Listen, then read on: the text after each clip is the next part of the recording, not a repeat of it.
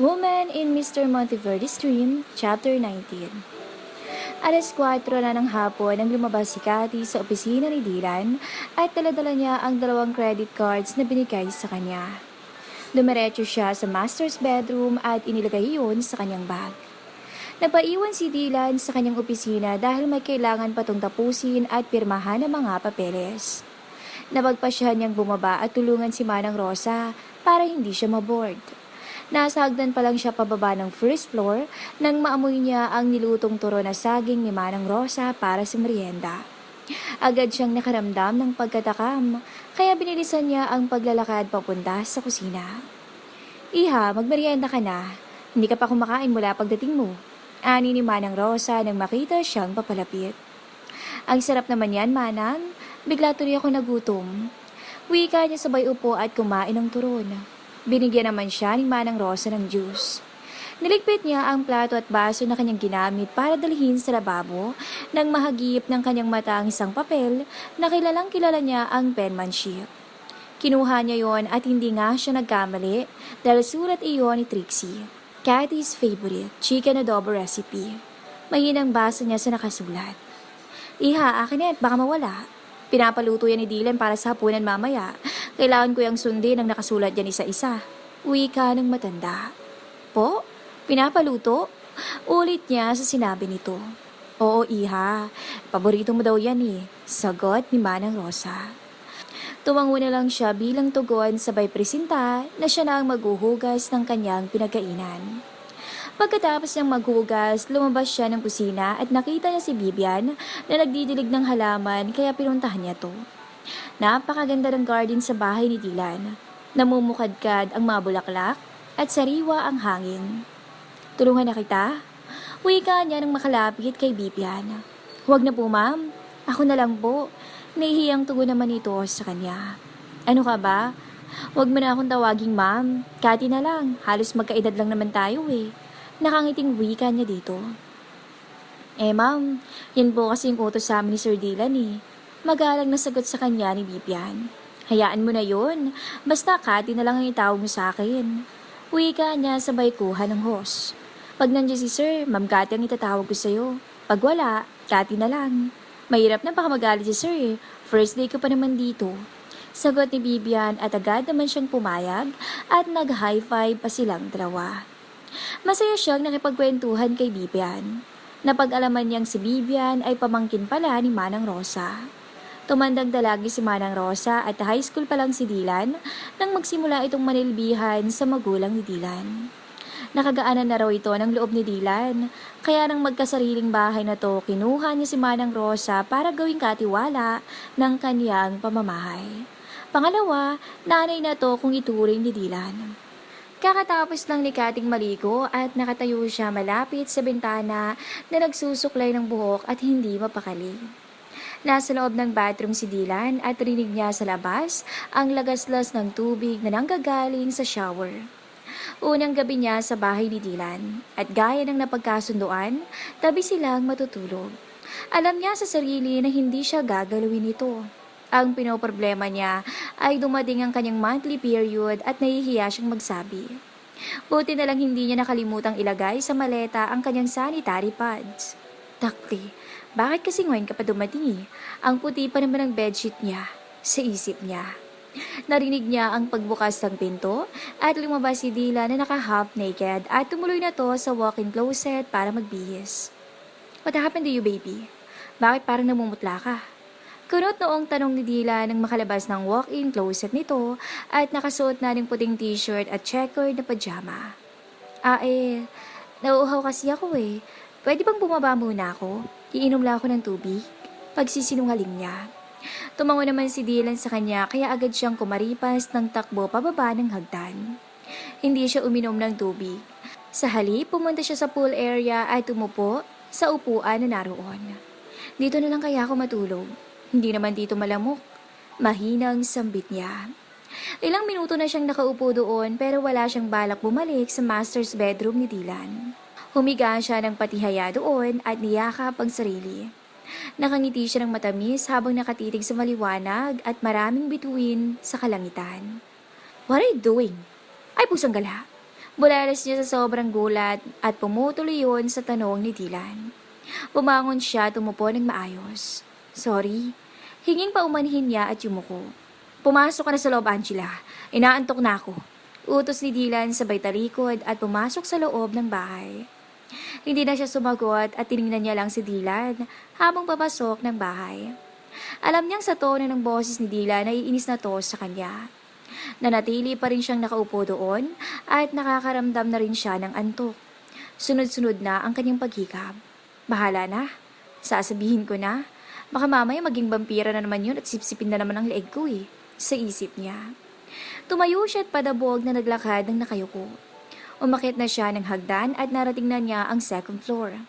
Nakita niya si Dylan na nakatayo sa dadaanan niya at may hawak na baso na may lamang alak. Parang naghihintay ito sa kanya. Wala ka bang planong matulog? He asked. Hindi pa kasi ako inaantok. Pagsisinungaling niya na minalas naman dahil napahikab siya sa harap nito. Dylan smiled sarcastically. Inilapag niya ang basong hawak at lumapit sa kanya. Binuhat siya ni Dylan na parang isang sako ng bigas, paakyat ng hagdan at pumasok sa loob ng master's bedroom nito. Pabagsak siyang nilapag sa kama ng nakatihaya. Agad naman siyang bumalikwas at dumapa at isinubsob ang kanyang mukha sa unan. Hindi na niya napigilan ang sunod-sunod na hikab at bumibigat na rin ang talukap ng kanyang mga mata sa antok. Ang sexy mo Ngising wika ni Dylan sabay sipol habang nakatayo sa gilid ng kama at nakatingin sa kanya. Naka-sleeveless lang siya at naka-short kaya kahit antok na, sinikap niyang hilahin ang kumot pataas para takpan ang kanyang katawan. Napasigaw siya ng biglang paluin at kagatin ni Dylan ang kanyang puwet. Ano ba? Galit niyang singhal. May monthly period ka ba? Natatawang tanong ni Dylan sa kanya. Wala. Naiirita niyang sagot. O sige, wala pala Pag nagka-bloodstain ka dito sa kama, ikaw ang maglalaba bukas. Sabay yakap ni Dylan sa kanya. Wala nang narinig na sagot si Dylan mula kay Cathy dahil tuluyan na tong nakatulog. Kinapa ni Dylan ang hook ng bra ni Cathy at tinanggal. Good night, baby, he whispered. Hinalikan niya ang pisngi ni Cathy at yumakap ng mahigpit para makatulog na rin siya. Chapter 20. Kasalukuyang nakatayo sa terrace na nasa third floor ng bahay si Cathy. Panay ang sulyap niya sa gate kung may sasakyan na papasok. Magtatakip silim na at handa ng kanilang hapunan pero hindi pa umuwi si Dylan galing opisina. Tingin niya sa sarili ay para siyang tanga na nag-aantay ng kanyang asawa na hindi alam kung uuwi ba to o hindi. Pangalawang linggo na niya sa bahay ni Dylan. Maayos naman at masaya ang pagtira niya dito. Parang asawa siya kung ituring ni Dylan. Kung iisipin, kasal at pagtatalik na lang ang kulang sa pagitan nilang dalawa. Tinutulungan niya si Manang Rosa at Bibian sa mga gawaing bahay at hinayaan naman siya ni Dylan sa kung ano ang gusto niyang gawin. Simula nung unang araw niya dito, hindi na siya lumabas. Kung may kailangan siyang bilhin, ino-order niya na lang online o hindi kaya pinapabili niya na lang kay Bibian sa tuwing lalabas ito para mag-grocery. Sa pagtira niya sa bahay ni Dylan, mas lalong nahulog ang loob niya sa binata. Mas minahal niya to ng sobra. Pilit niya lang itinatago ang kanyang nararamdaman at hanggat hindi siya tinatanong ni Dylan, hindi siya aamin dito. Inaamin niya na sa sarili na si Dylan ang itinitibok ng kanyang puso. At handa na siyang ibigay, lahat-lahat mapasaya lang to. Araw-araw halos takbuhin niya ang hagdan pababa sa tuwing makikita na papasok ng gate ang sasakyan ni Dylan galing opisina. Araw-araw siyang nasasabik sa mga halik at yakap nito. Iha, tumawag sa telepono si Dylan. Mauna na raw tayong magapunan. May kailangan daw siyang tapusin sa opisina kaya gagabihin daw siya ng uwi. Boses ni Manang Rosa mula sa kanyang likuran. Sige po, susunod na lang po ako. Malungkot niyang tugon. Napabuntong hininga siya. Sayang effort ko. Nagpabango at nagpaganda pa naman ako para sa pag-uwi niya. Sambit niya sa kawalan at bumaba na ng hagdan. Napasinghap si Cathy nang maramdaman na parang may mabigat na nakadagan sa kanya. Inaantok pa siya pero pilit niyang iminulat ang kanyang mga mata. Blurred ang vision niya dahil kagigising lang at tumagdag pa ang dim light sa loob ng master's bedroom. Naaninag niya na nasa ibabaw niya si Dylan at isinubsob nito ang muka sa kanyang leeg. Nakadamit pantulog na to at halatang kakatapos ng maligo dahil basa ang buhok tsaka naaamoy niya ang shower gel nito. "How's your day here?" Tanong ni Dylan sa kanya nang mapansin na nagising siya. "Okay lang naman." She replied in a husky voice at sinulyapan niya ang alarm clock na nasa bedside table. 11:00 na ng gabi at mukhang kakauwi lang ni Dylan galing ng kanyang opisina. "Sabado kasi bukas, kaya tinapos ko na lahat ang gagawin ko para naman makasama kita dito sa bahay buong araw." Paniwanag nito sa kanya at hinalikan ang kanyang noo. Namimiss niya si Dylan, kaya napayakap siya ng mahigpit. Naging dahilan yon para ang kininidilan ang kanyang labi. Napahinto si Dylan at tinitigan ang kanyang muka. "Naturuan mo na ba ang sarili mo na mahalin ako?" "Mahal mo na ba ako, Angela?" Pabulong na tanong ni Dylan. Ngumiti siya at hinawakan niya ng dalawang kamay ang mukha ni Dylan at sinalubong ang malamlam ng mga mata nito. Bigla niyang kinagat ang pang-ibabang labi ni Dylan at ipinasok ang kanyang dila. Hinawakan ni Dylan ang magkabilang pulsuhan niya at pinaghiwalay ang kanilang mga labi. "Answer me," galit itong boses. "I love you, Dylan." Pagtatapat niya rito. "Really?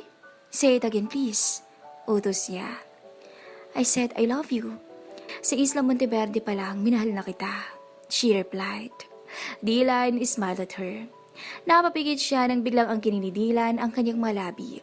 Halik na mas mapusok, mas malalim at puno ng pagmamahal at pananabik. Nanuot sa balat niya ang lamig galing sa aircon. Doon niya lang napagtanto na wala siyang suot sa harapan ni Dylan. Hindi niya namalayan kung paano isa-isang tinanggal ito ang kanyang suot. Nahihiya siya at napayakap siya sa sarili. "Don't be ashamed, baby. You're beautiful from head to toe," he whispered in a husky voice. Dylan kissed her lips aggressively down to her neck, hanggang sa dumako yon sa kanyang dibdib. Napadaing siya sa ginawa ni Dylan. Dumako na ang mga labi ni Dylan sa kanyang buson at wala na siyang nagawa ng paghiwalay ni Dylan ang kanyang dalawang paa at tumambad sa harapan ni Dylan ang isang bagay na mahalaga sa kanya. Her diamond, na mahigit 24 years niyang iningatan at para sa lalaking kauna-unahang minahal niya ay handa niya tong ibigay. Napaliyad siya at napahawak ng mahigpit sa sapi ng kama dahil sa kiliting na dama nang tuluyang magpakasasa doon si Dylan. Uminit ang mukha niya nang marating niya ang sukdulan dahil sa ginawa ni Dylan. Maya-maya ay nagalis na rin ang saplot si Dylan sa kanyang harapan. Nakaramdam siya ng kaba nang tumambad sa kanyang harapan ang hubad nitong katawan. Nabigla siya sa laki at haba ng pagkalalaki nito. Hindi niya alam kung kakayanin niya ba yun. Agad naman siyang nahalata ni Dylan. "Don't be scared, baby. Sa una lang ito masakit." Wika nito at tinangkin ulit ang kanyang labi. Pumwesto na si Dylan sa kanyang ibabaw. Napapikit na siya at inihanda ang sarili. Kinuha ni Dylan ang damit niyang inalis at inilagay yon sa bibig ni Cathy. "Here, kagatin mo to. Tisin mo lang ang sakit, okay?" Wala nang nagawa si Cathy, kundi ang tumango na lang. Besides, she's willing to surrender her everything to Dylan. And after several attempts, nakuha ni Dylan ang kanyang iniingatan. Nangilid ang mga luha niya nang mapunit ang kanyang pagkababae. Bumaon ang mga kuko niya sa likod ni Dylan. Hinabol niya ang kanyang paghinga dahil halos mawalan siya ng malay sa sobrang sakit na naramdaman. Kinuha ni Dylan ang damit na pinakagat sa kanya at siniil siya ng halik sa labi at niyakap. "I'm sorry, baby." Sabay po na si Dylan sa kanyang mga luha. "Go on, Dylan. I want you to be happy." Humihikbing sambit niya. "I love you, Angela," Dylan whispered. Ang kaninang sakit ay napalitan na ng kiliti at sarap sa pakiramdam. Sumasabay na siya sa galaw ni Dylan. That four corners of master's bedroom filled with sound of their body and their moans. And after that few seconds, they both reached the seventh heaven. "I love you," Dylan whispered. She just kissed Dylan's lip as a response. Dito na ako matutulog sa ibabaw mo. Nakangiting wika ni Dylan. She smiled and nodded her head. Nayakap niya ang katawan ni Dylan na nakapatong sa ibabaw niya. Pagkatapos ng lahat, si Dylan ang unang sumuko. Ang unang nakatulog. Woman in Mr. Monteverde's Dream, Chapter 21. Nakatitig sa kisame si Cathy. Kanina pa siya inaantok pero hindi siya makatulog. Nangingilo ang kanyang puson at gusto na niyang umihi pero hindi niya kayang bigat ni Dylan para alisin ito sa kanyang ibabaw. Ayaw niya rin na magisingin to dahil lagpas 1 oras na tong mahimbing na natutulog. Daan-daan siyang gumalaw para makaalis sa pagkakadaga ni Dylan na hindi ito nagigising. Success! Mahinang sambit niya nang nakatayo na sa gilid ng kama. Sinuot niya ang robe at tinungo ang bathroom. Napahawak siya sa toilet bowl nang matamaan ng ihi ang sugat ng kanyang pagkababae. Ouch! Ang hapdi! Mahina niyang daing. Tinungo niya ang shower room at nilinis niya ang katawan gamit ang maligamgam na tubig na nanggagaling sa shower. Kukunin niya na ang feminine wash nang biglang may humawak sa kanyang kamay. Don't use that. Mapdi yan sa sugat mo. Wika ni Dylan at tumalikod na parang may kukunin. Tiningnan niya lang si Dylan. Shit, nagising na siya? Paano na to? Siisip niya. Here, use this to prevent irritation and for fast healing. Wika nito pagbalik at may inabot sa kanya na sabon. Nakayuko siyang humarap kay Dylan. Tulungan na kita, wika nito. Nagubad si Dylan at lumapit sa kanya. Pinagdikit nito ang kanilang katawan at niyakap siya ng mahigpit. Isang malalim na halik sa labi naman ang kanyang itinugon. Binuhat siya nito at inilubog ni Dylan ang kanyang katawan sa bathtub na may maligamgam na tubig at nilinis ang kanyang pagkababae. Maliit lang ang sugat mo. Pwede pa tayong makadalawa. Ngising wika ni Dylan at kinindatan siya. What? Halos mamilipit na nga ako sa hapde tapos makadalawa ka pa? Galit niyang boses. I'll be gentle, please.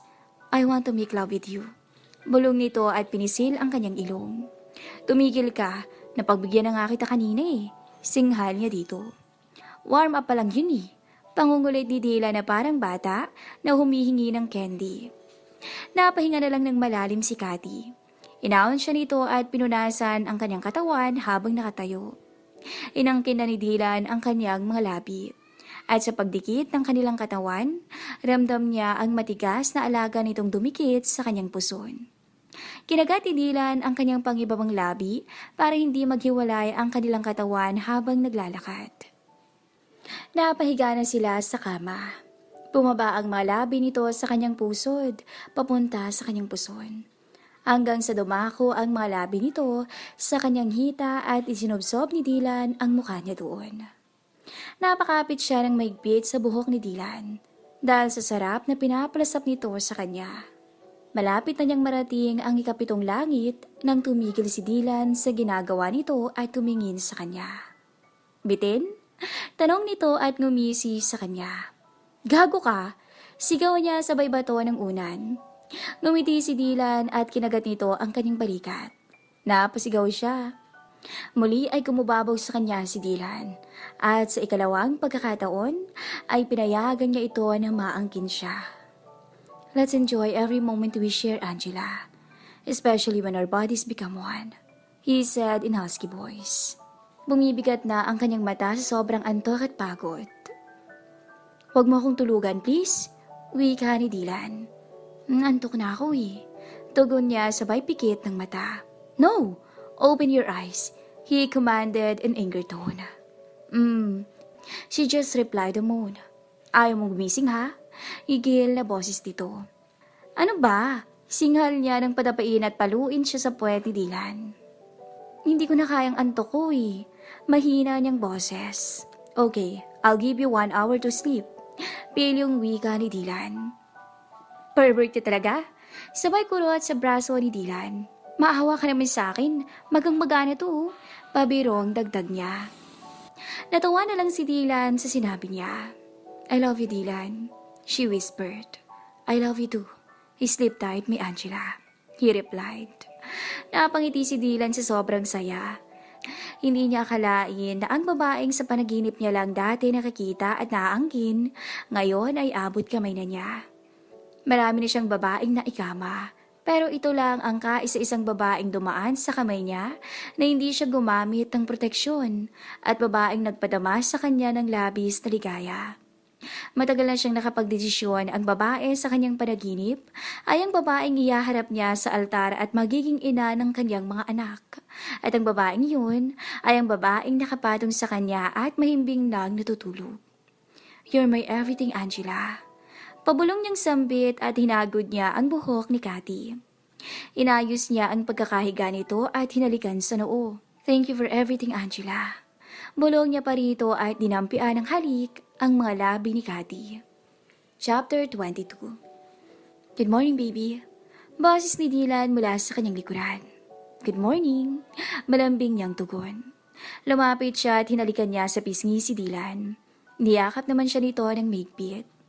Nakikita niya ang tuwa sa mga mata ni Dylan nang makitang handa na ang kanilang agahan.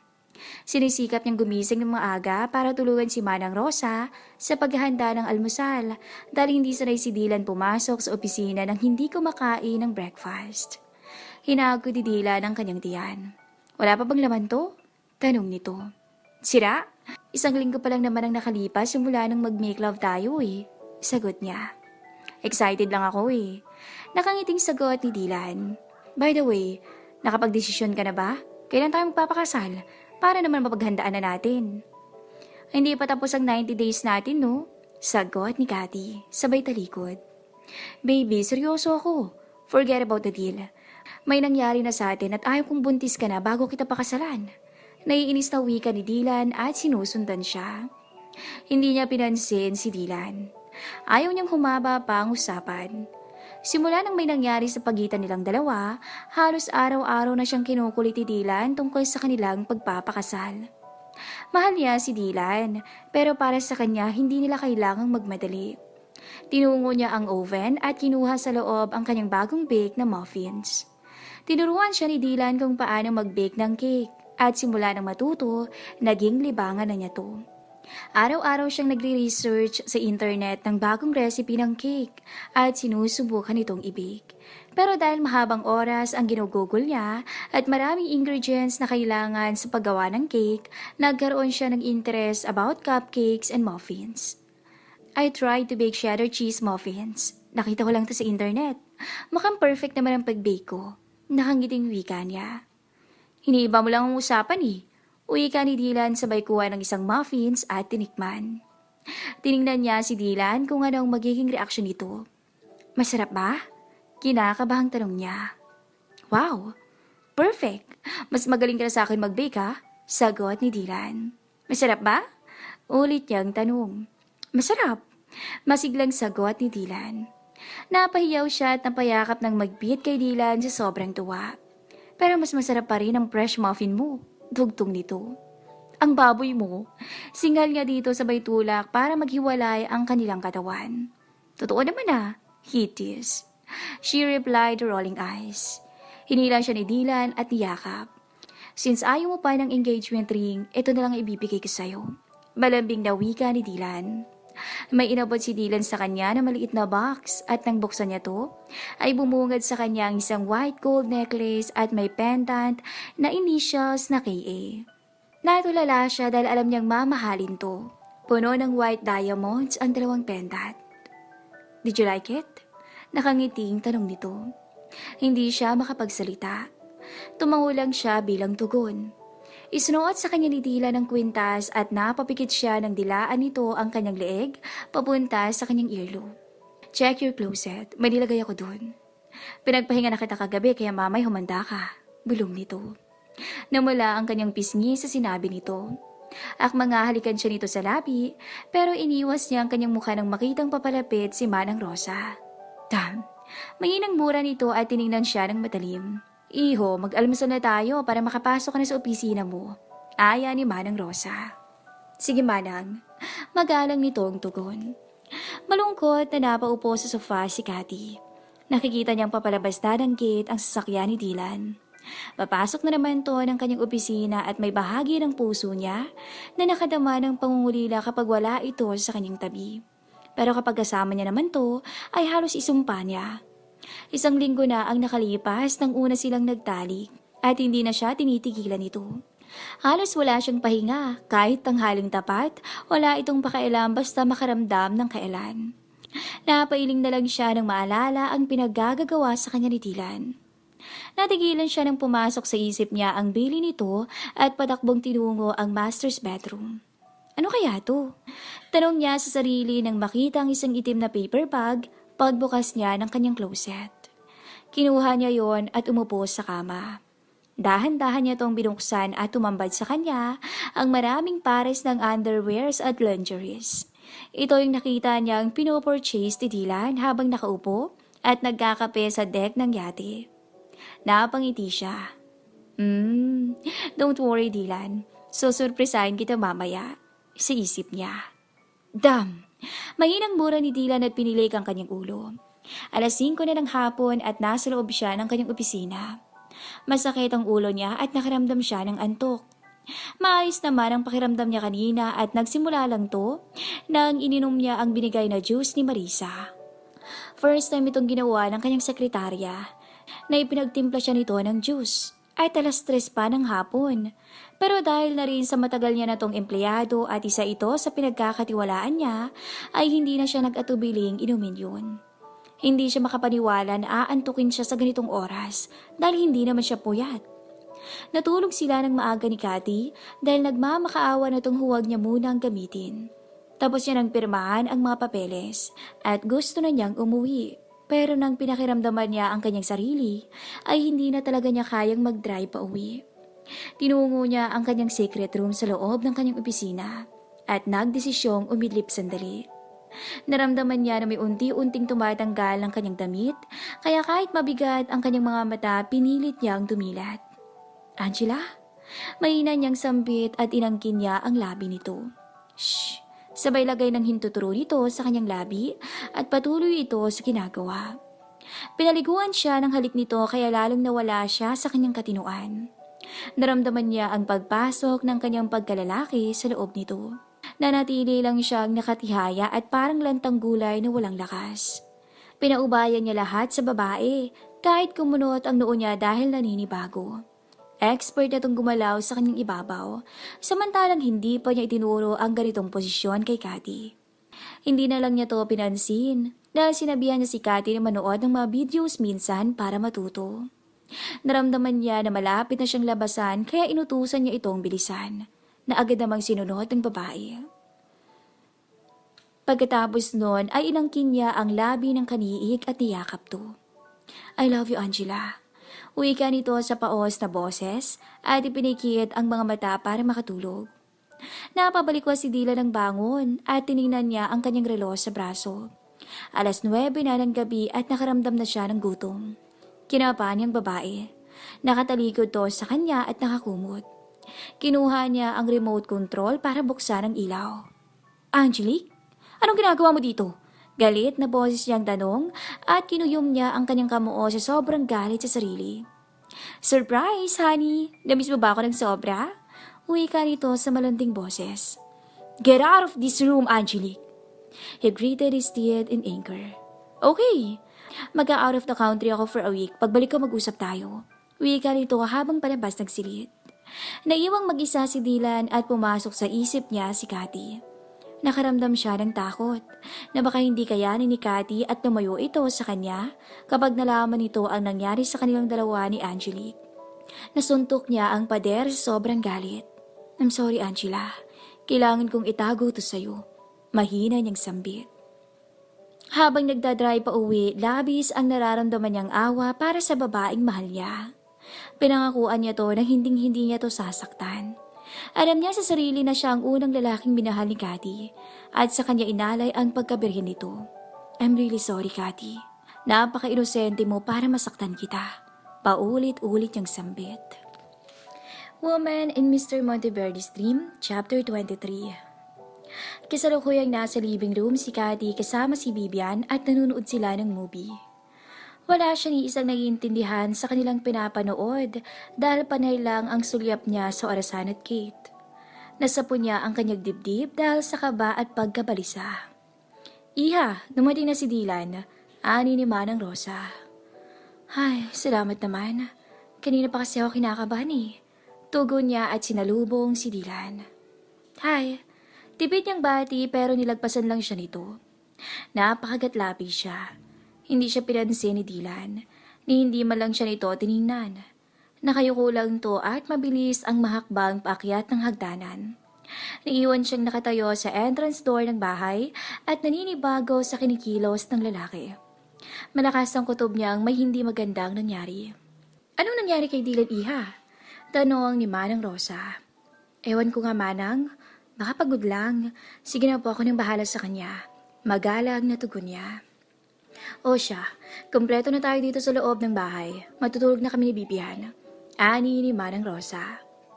Pinuntahan niya si Dylan sa master's bedroom, pero pagbukas siya ng pinto, tahimik at parang walang tao sa loob. Nagkalat sa kama ang cellphone, necktie, wallet at susi ng sasakyan na parang sinadyang binaribag ni Dylan. Chinek niya ang bathroom pero wala ding tao doon at damit na hinubad nito ang natira. Napahinga na lang siya ng malalim at isa-isang dinampot at niligpit ang mga gamit nito. Halos mahilo siya sa kakaikot sa buong third floor ng bahay pero hindi niya makita si Dylan. Hanggang sa dinala siya ng mga paa sa terrace at dumungaw sa ibaba. Nakahinga na siya ng maluwag nang makitang nasa swimming pool to. San kaya siya dumaan? Bakit hindi kami nagkasalubong pagbaba niya ng hagdan? Mahinang sambit niya habang naglalakad papunta sa pool area. Nadatnang niyang umiinom ng alak si Dylan habang nakasandal sa pool edge. Lumapit siya at hinalikan sa pisngi si Dylan. Pagod ka ba? Malambing niyang tanong. Hindi sumagot si Dylan. Tinitigan lang siya nito sa mata at kinulong ng dalawang palad ang kanyang muka. Angela, mahal mo ba talaga ako? Paos nitong boses. Sobrang mahal kita, Dylan. Tugon niya dito. Huminga ng malalim si Dylan bago magsalita. Ayokong mawala ka sa akin, Angela. Makikinig ka naman sa paliwanag ko, di ba? Wika nito. Ano ba kasing problema mo? Tanong niya dito. Wala. Tipid na sagot ni Dylan. She take a deep breath. Nairita siya sa pakikitungo nito ngayon.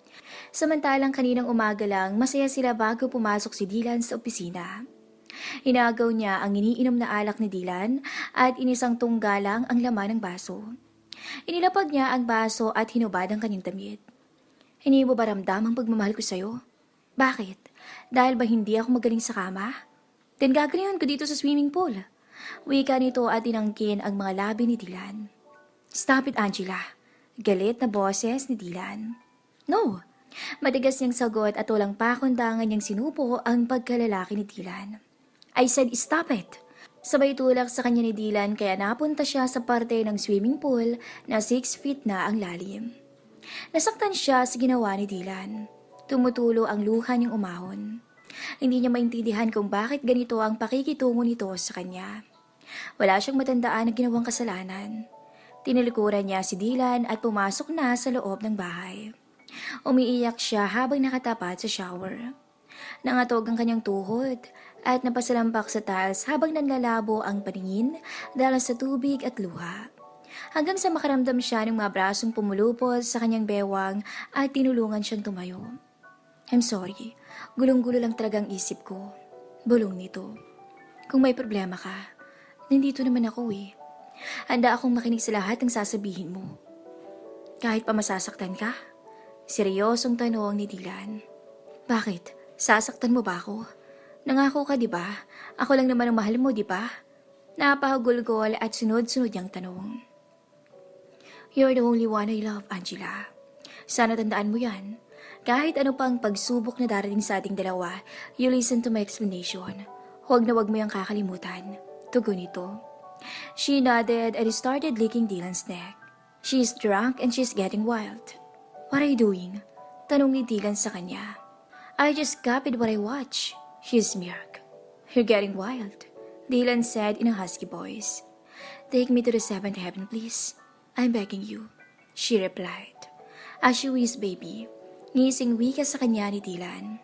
Isinanda siya ni Dylan sa pader ng shower area. Inangkin ni Dylan ang kanyang mga labi at pinagsawaan. Malayang naglakbay ang dila nito pababa at pataas sa lahat ng kasulok-sulukan ng kanyang katawan. Bahala na kung anong mangyari pero ito ang gusto at hinahanap ng katawan at puso niya. Ginawa niya lang pampalakas ng loob ang ininom na alak para masabi niya ang lahat. She want to satisfy Dylan para hindi na to maghanap ng iba. Sa kanya lang si Dylan at hindi niya kakayanin kapag may umagaw sa kanya. Akin ka lang, Dylan. Wika nila nang marating nila ang sukdulan. Sana huwag mong sakta ang puso ko.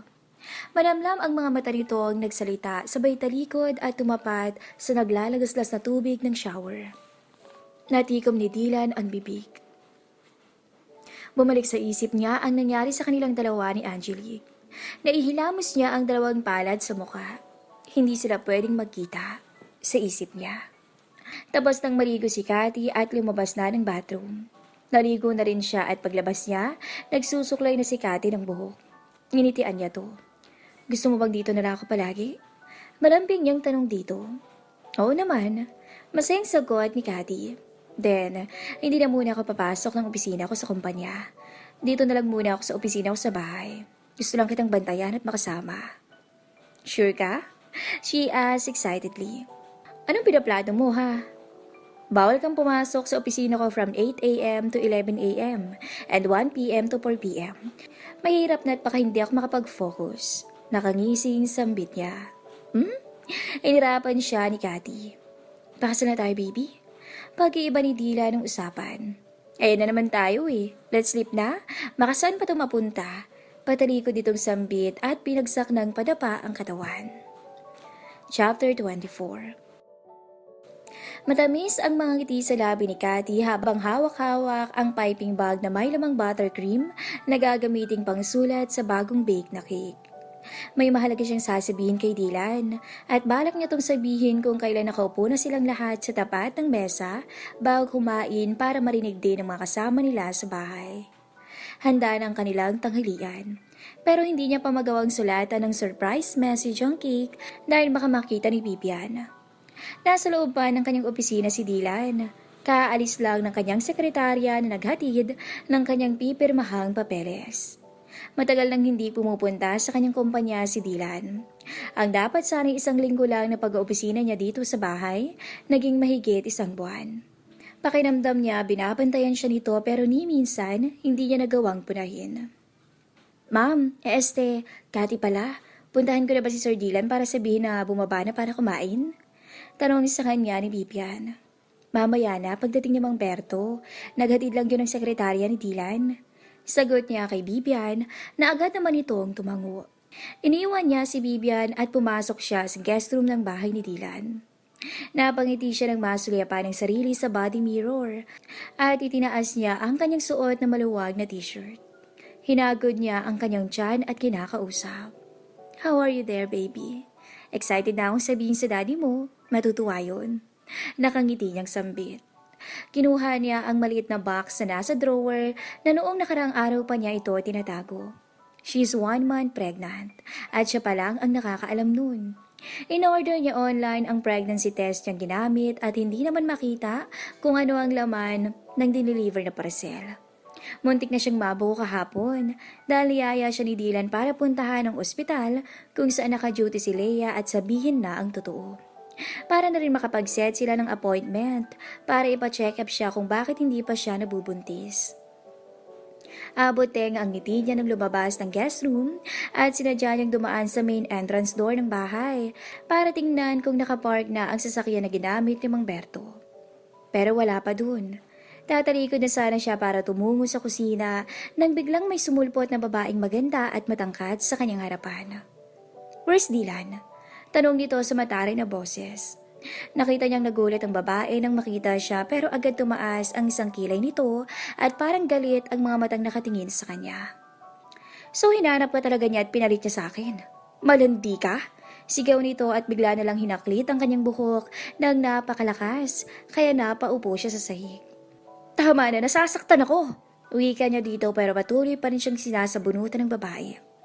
Baliw na baliw dito si Dylan sa mukha mo eh. Kaya sisirain ko to. Sigaw nito at sinampal siya ng napakalakas. Akmang kakalmutin siya nito sa kanyang muka na agad naman niyang iniwas dahil baka matamaan ang kanyang mata na lalong ikinagalit nito. Hindi niya alam kung bakit ito galit na galit sa kanya. Umiiyak siya habang naramdaman ang hapdi ng kalmot nito sa kanyang leeg at mga braso. Hindi niya nagawang lumaban. Inilagay niya lang ang dalawang braso sa tiyan niya para hindi matamaan. Hindi siya handa at hindi niya alam kung paano lumaban dahil ngayon palang may nanakit sa kanya ng pisikal. Humingi siya ng saklolo kina Manang Rosa at Bibian at patakbong lumapit naman ang dalawa. Angelique? Ma'am, tama na, maawa ka kay Cathy. Bibian, puntahan mo si Dylan.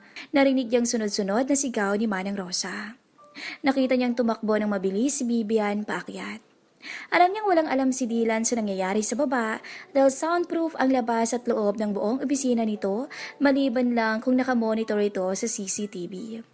Sinisikap ni Manang Rosa na ilayo siya kay Angelique pero hindi nito magawa sa higpit ng pagkakahawak nito sa kanyang buhok. Tama na po, umiiyak niya sigaw. Ito ang ginagawa sa mga malalandi. Sabay sampal sa magkabilang pisngi niya na nagpaubos sa kanyang lakas. Angelique, stop it! Galit na boses ni Dylan at itinulak si Angelique. Bakit ha? Kaya pala pinagtataguan mo ko dahil may binabahay ka na? Singali Angelique kay Dylan. Hindi na kita mahal, Angelique. Wala na tayo at hindi na magiging tayo. Matagal ko nang sinasabi sa yan at matagal mo na ring alam. Mataas na boses si Dylan. So paano yung nangyari sa ating dalawa? Tanong ni Angelique sa mas mataas na boses. Dahil iyon sa gagagahan mo. Kung hindi mo ako pinuntahan sa opisina ko, wala sanang nangyari. Matagal ko nang sinabi na wala na tayo, pero ipinagsisiksikan mo pa rin ang sarili mo sa akin. Dylan, buntis ako. Putol nito. Hindi si Dylan nakasagot. Patakbong tinungo ni Cathy ang guest room at nilak. Awang-awa siya sa sarili. Punit-punit ang kanyang damit at tad-tad ng kalmot ang kanyang leeg at braso. Pakiramdam niya pinagsakloban siya ng langit nang marinig ang sinabi ni Angelique. Patuloy sa pag-agos ang mga luha sa kanyang mga mata. Parang sinasaksak ang puso at dibdib niya sa sobrang sakit na nararamdaman. Napahawak siya sa kanyang tiyan at hindi na niya alam ang gagawin. Bakit ngayon pa? Kung kailan pa magkakaanak na kami? Hagulgol niyang sambit. Angela, open the door please. Boses ni Dylan sa labas at kumakatok sa pinto. Angela, let me explain please. Patuloy nito, pero nananatiling bingi at tahimik si Cathy sa loob. Hanggang sa narinig niya ang pagbukas ng pinto at lumapit si Dylan. Gagamitin ko ang mga sugat mo. Hindi na niya natapos pang sasabihin nang bigla itong sampali ni Cathy. Ilabas mo lang lahat ng galit mo. Tatanggapin ko, pero sana pakinggan mo ang paliwanag ko pagkatapos. Pagsusuma mo ni Dylan. Akala ko ba hindi mo ako sasaktan? Asa na yung pangako mo? Sunod-sunod at umiiyak niyang tanong. Gamitin muna natin ang sugat mo. Tapos pag-usapan natin ng maayos. Mahina ang boses ni Dylan. Panagutan mo siya, Dylan. Maawa ka sa bata. Kaya ko ng sarili ko. Gusto ko lang mapag-isa. Malamig niyang boses. Iwan mo na ako. Putol niya.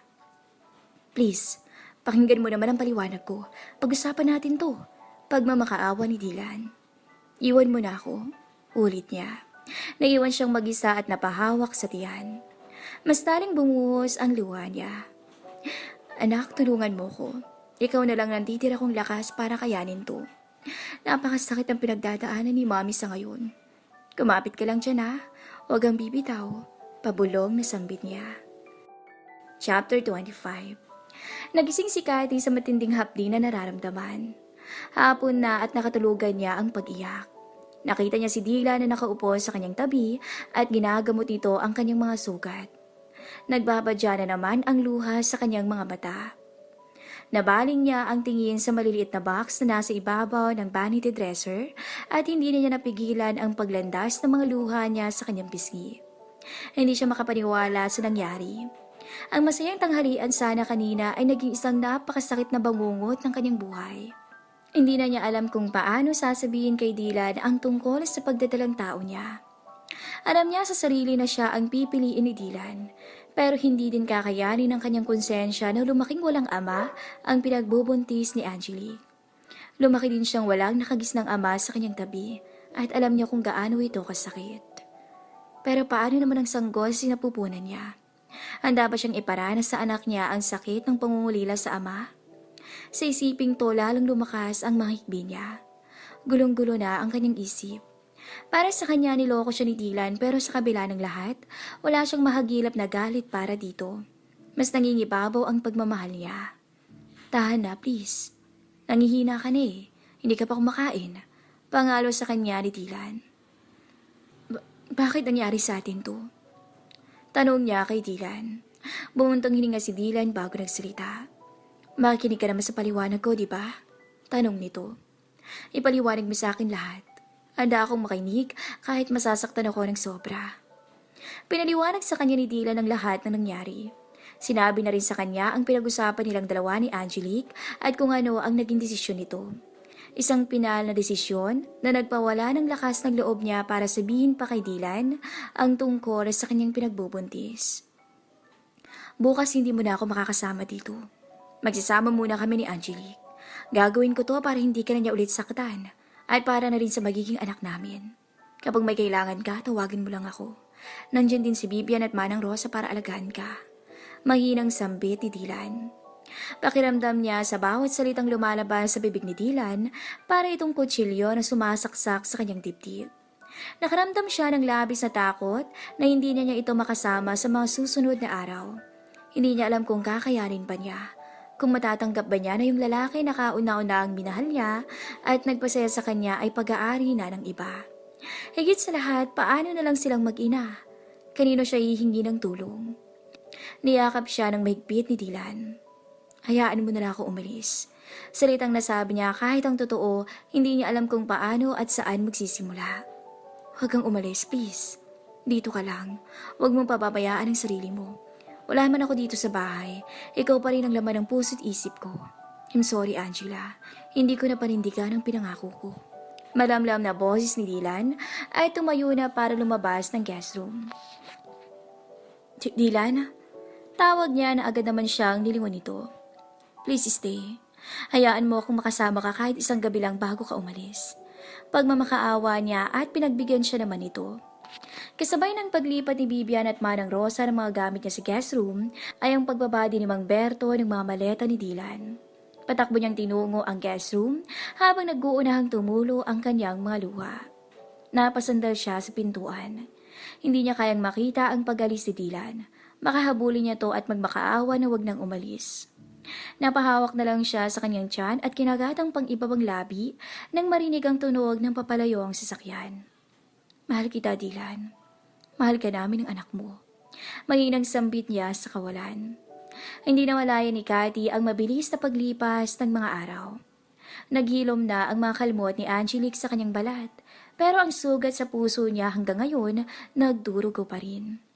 Gusto na niyang umalis sa bahay ni Dylan, pero hindi niya magawa dahil nagdagdag ito ng mga bodyguards para bantayan siya at para hindi makaalis. Wala na siyang balita kay Dylan, na hindi ito tumatawag sa kanya at hindi niya rin ito sinubukang tawagan. Para sa kanya, baka masaya na ngayon si Dylan dahil magkakaanak na to kay Angelique, kaya tuluyan na siyang kinalimutan at kahit masakit, kailangan niyang tanggapin. Simula nang umalis si Dylan, madalang na siyang lumabas ng guest room. Lahat ng kailangan niya sa labas, inuutos niya na lang kay Bibian. Ayaw na niyang lumabas ng silid kung saan siya naroon dahil naaalala niya lang si Dylan sa bawat sulok ng bahay kahit saan siya dumako. Nabis ang pananabik niya sa mga yakap at halik ni Dylan. Lalo na ang mga bisig at init ng katawan nito na nagsisilbing safer place niya sa bawat pagtulog. Sa gabing malalamig at malakas ang buhos ng ulan, hindi niya mapigilan ang pagbaha ng luha sa labis na lungkot at pangungulila. Hindi na niya pinapalitan kay Bibian ang punda ng una na huling ginamit ni Dylan nang natulog ito sa guest room bago umilis. Iha, kumain ka na. Sabay lapag ni Manang Rosa ng tray na may pagkain. Salamat po, Manang. Magalang niyang tugon. Napabuntong hininga si Cathy. Wala siyang ganang kumain pero para maging malusog ang batang nasa sinapupunan niya, kailangan niyang kumain. Maliban sa kanya, wala pang nakakaalam na buntis siya. Natatakot siyang ipaalam kay Manang Rosa. Baka makarating kay Dylan at baka magkagulo pa. Hindi pa naman halata na buntis siya dahil maluluwag na t-shirt ang kanyang isinusuot. Hinawakan niyang maliit na umbok sa kanyang tiyan. 8 weeks na ang pinagbubuntis niya at gusto na niyang magpa-check up pero hindi niya alam ang gagawin para makalabas ng bahay mag-isa. Kumain na siya at naglinis ng katawan. Gabi na naman at tatapos na naman ang isang buong araw niya sa loob ng 4 na sulok ng guest room. Bukas, panibagong araw na naman ang kalungkutan at pangungilila. Tinungo niya ang bintana at hinawi ang kortina. Napatingin siya sa malayo. Ay, uulan ka na naman ba? Paiiyakin mo na naman ba ako? Tanong niya habang nakatingin sa kalangitan. Tinungo na niya ang kanyang kama at malungkot na nahiga. Biglang bumuhos ang malakas na ulan kasabay ng mga kulog at kidlat. Niyakap niya ang una na huling ginamit ni Dylan at nagtalukbong ng kumot. Sumasakit na ang dibdib niya sa kakapikil na huwag siyang umiyak. Pero kahit anong gawin niya ay kusang kumakawala yun. Nakalimutan mo na ba talaga ako, Dylan? Ganun na lang ba kadali sa'yo?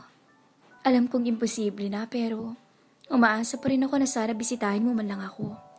Kailangan ko lang ng mga balikat mo na pwede kong iyakan. May hinang sambit niya. Pinikit niya ang mga mata at gaya ng lagi niyang ginagawa, hahayaan niya na naman ang sariling mapagod sa kakaiyak hanggang sa makatulugan. Naniniwala siyang mauubos din ang mga luha niya at isang araw, gigising na siyang masaya at nakalimutan na ang lahat. Chapter 26. Malakas ang ulan kaya binilisan niya ang pagpapatakbo ng kanyang sasakyan habang binabaybay ang daan pauwi sa kanyang bahay. Pagod na siya galing sa kanyang opisina pero hindi niya papalagpasin ang isang gabi na hindi nakikita ang babaeng mahal niya. Nang makarating, ipinarada niya ang kanyang sasakyan sa labas ng gate at naglakad na lang patungo sa main entrance door ng kanyang bahay. Magandang gabi, iho. Pati sa kanya ni Manang Rosa. Good evening, Manang. Magalang niyang tugon at nagmano. Kumusta siya, Manang? Tanong niya dito. Ayun, buong araw na naman sa loob ng kwarto. Hindi lumalabas. Hindi na rin nakikipag-usap sa amin. Pero kumakain naman ng maayos. Sagot ni Manang Rosa. Salamat, Manang. Wika niya at pumasok na sa loob. Gaya ng nakagawian niya, umakyat muna siya sa master's bedroom para maligo. Sinisigurado niya palagi na walang matitirang amoy ng kanyang pabango sa kanyang katawan. Gumagamit siya ng unscented soap para walang maamoy si Cathy at hindi ito magising sa tuwing papasok siya sa guest room. Pinasadya niya ring palagyan kay Vivian ng essential oil ang diffuser na naroon para makatulog ito ng mahimbing. Napabuntong hininga siya nang makita ang kama na naroon. Ito ang nagpapaalala sa kanya kung paano nila pinagsaluhan ang masasarap na sandaling magkasama sila. Alam niyang matagal lang hindi na dito pumasok si Cathy, kaya hindi nito alam na minsan natutulog siya dito at umaalis na lang ng madaling araw. Hindi ito lumalabas ng guest room, kaya hindi nito napapansin na may mga nilalabhan na damit niya si Vivian na kanyang pinagbihisan. Pagkatapos niyang maligo, bumaba na siya at tinungo ang guest room. Dahan-dahan niyang pinihit ang doorknob para hindi ito lumikha ng ingay at pumasok na sa loob. Mahimbing na natutulog si Cathy at nakayakap sa unan. Nanatili siyang nakatayo sa gilid ng kama. Sabik na siyang yakapin to ngunit hindi niya magawa dahil baka magising at umiyak to kapag nakita siya. Ayaw na niyang makitang umiiyak si Cathy sa harap niya. Nasasaktan siya sa sobrang awa at baka hindi niya mapigilan ang kanyang sarili. I love you, Angela. Namimiss na kita. Pabulong na sambit niya at lumabas na ng silid. Sir Dylan, dito ka ba matutulog? Tanong ni Vivian. Hindi, dumaan lang ako. Sagot niya. Sir, magpapaalam lang sana kami ni Auntie Rosa eh. Uuwi po muna sana kami sa Sabado dahil sa linggo kasalang pinsan ko. Gusto sana naming dumalo kaso nag-aalala kami dahil walang kasama dito si Ma'am Cathy. Pagpapaalam ni Vivian. Sige na, sasamahan ko siya dito. Pumapayag na tugon niya. Sigurado ka ba, iho? Magpapakita ka na sa kanya? Hindi ba magagalit si Angelique? Sunod-sunod na tanong ni Manang Rosa. Oo, Manang. Bahala na. Magpapakita na ako sa kanya. Pero hapon na ako pupunta dito. Sasamahan ko pang magpa-check up si Angelique. Babalik na ng England si Ate Samantha sa Lunes. Kaya yun na lang ang idadahilan ko kay Angelique na uuwi ako ng Caso Monteverde. At doon na matutulog. Huwag yun na lang muna sabihin sa kanya na uuwi ako dito. Bilin niya at kumuha ng pera sa kanyang wallet para iabot kay Manang Rosa. Sige, iho, salamat. Ingat ka sa pagmamaneho. Wika ni Manang Rosa. Nagpaalam na siya at naglakad na palabas ng gate. Tinungo niya ang kanyang sasakyan at nagmaneho na pauwi sa bahay nila ni Angelique. No choice si Cathy. Wala si Manang Rosa at Bibian dahil dumalo sa kasal ng kamag-anak. Siya lang mag-isa sa loob ng bahay, kaya mapipilitan siyang lumabas ng guest room at pumunta sa kusina para kumuha ng kanyang makakain. Mabibigat ang mga paa niyang humahakbang papalapit sa kusina. Nag-uunahang tumulo ang kanyang mga luha nang magawi sa harap ng oven. Naalala niya ang mga masasayang alaala nilang dalawa ni Dylan. Dito siya tinuruan ni Dylan kung paano gumawa ng cake at higit sa lahat, dito binigay ni Dylan ang kwintas na hanggang ngayon suot niya pa rin. Napahawak siya sa pendant ng kwintas na nasa kanyang leeg. Dylan, please, umuwi ka na. Hirap na ako eh. Sambit niyang mag-isa. Nakarinig siya ng mga katok sa pintuan. Pinunasan niya ang kanyang mga luha at tinungo ang pinto para buksan at malaman kung sino ang kumakatok. Surprise, Dila! Cathy? Gulat na boses si Samantha. Ate Samantha? Nasambit niya. Bakit ka nandito? Tanong ni Samantha. Tulungan mo ko. Hindi na niya natapos ang sasabihin. Patakbo niyang tinungo ang lababo. Pakiramdam niya bumabaliktad ang kanyang sikmura at naduduwal. Buntis ka? Tanong ni Samantha. Natahimik siya at tinakpan ang bibig para pigilan ang pagigpi. Diyos ko, anong ginawa sa'yo ng kapatid ko? Tanong ni Samantha at niyakap siya. Tulungan mo ako, Ate Samantha. Gusto ko nang makaalis dito. Gusto ko nang makapagsimulang muli. Pagmamakaawa niya at napayakap ng mahigpit kay Samantha. Tama na, Cathy. Makakasamahin sa pamangkin ko. Andito ako at handang tumulong sa'yo. Pang-aalo sa kanya ni Samantha at hinagod ang kanyang likod. Inutusan siya ni Samantha na kunin lang ang pinaka-importanting gamit at huwag na siyang magdala ng damit para hindi na sila mahirapan. Kinuha niya lang ang maliit na karton na may lamang mga papeles at picture frame ng kanyang lola Eva na dala-dala niya noong umalis sa bahay na inuupahan nila ni Trixie. Hawak-hawak ni Samantha ang kanyang kamay palabas ng bahay. Ma'am, pasensya na po pero bawal pong lumabas si Ma'am Cathy. Bailin yung sabi ni Sir Dylan. Uwi ka ng isang bodyguard. Hayaan niyo na siya. Isasama ko siya. Hindi ba kayo naaawa? Mataas na boses si Samantha. Pasensya na po talaga, ma'am. Hindi pwede. Sabat ng katabi nito. 100,000 bawat isa sa inyo. Hayaan niyo lang si Cathy na isama ko. Walang pakundangang sambit ni Samantha. Pumayag ang 6 na bodyguard sa alok ni Samantha. Biniling pa niya na i-reset lahat ng CCTV at magkunwari silang walang alam sa pagtakas ni Cathy. Buti na lang at bagong biling sasakyan ang dala ko. Hindi ito makikilala ni Dylan at hindi niya malalaman na ako ang tumulong sa'yo. Wika ni Samantha pagpasok nila ng sasakyan at in-start na ang kotse. Nanatiling tahimik siya, tumutulo lang ang luha habang papalayo sa bahay ni Dylan. Tinabi ni Samantha ang kotse at niyakap siya. Ikwento mo sa akin lahat, Cathy. Lahat ng ginawa sa'yo ng kapatid ko. Utos nito. Nakikita niya ang pumumula at panggigigil ni Samantha habang nakikinig. I'm sorry, Cathy. Hindi ko inaasahan na aabot sa ganito ang kabaliwan ng kapatid ko. Wika ni Samantha. Kinabahan siya nang nag-dial si Samantha at may tinawagan. Ate, huwag mo siyang tawagan. Pabulong niyang wika. Don't worry, hindi siya ang tinatawagan ko. Sagot nito. Tumingin sa kanya si Samantha pagkatapos pinindot ang end call button ng cellphone. Sinabi sa kanya ni Samantha na sa Lunes na to babalik ng England at iiwan siya nito sa boyfriend niyang si Christian. Doon siya titira sa bagong patayo na bahay niya at ni Christian na nasa Laguna. Nangako si Samantha na siya na ang bahala sa lahat ng pangangailangan niya at ng kanyang ipinagbubuntis. Tinawagan din ni Samantha si Leia at ikinuwento nito ang lahat. Nangako din si Leia na hindi niya ito ipapaalam kahit kanino at siya na ang bahala sa prenatal check-up at panganganak ni Cathy. Mamaya pagkatid ko sa iyo, babalik ako sa bahay ni Dylan. Baka kung ano ang gawin niya sa mga bodyguards na naiwan dito. Wika ni Samantha. Salamat, ate. Wika niya at pilit ng umiti. Hinawakan ni Samantha ang maliit na umbok ng kanyang tiyan at niyakap siya nito. Umagos na naman ang luha sa kanyang mata. Mga luha na para na sa labis na tuwa. Nakatagpo siya ng masasandalan sa panahong sumusuko na siya. Kahit nakapatid ito ng lalaking nag-iwan ng malaking sugat sa puso niya. Pakatatag ka, Cathy. Kapatid na ang turing ko sa'yo. Ipangako mo lang sa akin na aalagaan mo at mamahalin ng pamangkin ko. Hayaan mo lang ama niyang walang kwenta. Wika nito sabay start ng kotse at nag-focus sa pagmamaneho. Tumango lang siya bilang tugon at binaling na lang ang tingin sa bintana ng sasakyan. Chapter 27. Makalipas ang mahigit kalahating oras na biyahe, tumigil ang sasakyan ni Samantha sa tapat ng mataas na building. Pumasok sa gate at tinungo ang perpendicular type parking lot. Pumarada ito sa tabi ng kulay puting sports car at may lumabas na isang lalaking nakasuit at matangkad na kung hindi siya nagkakamali, nasa 6'4" ang height nito. Lumapit ito sa kanila at nakaramdam siya ng kaba. Parang pamilyar sa kanya ang lalaki, ngunit hindi niya lang maalala kung saan niya nakita. Bumaba si Samantha ng sasakyan at lumipat sa likod para makapag-usap silang tatlo. Pumalit naman sa driver's seat ang lalaki. Hi, I'm Christian. You can call me Kuya Christian.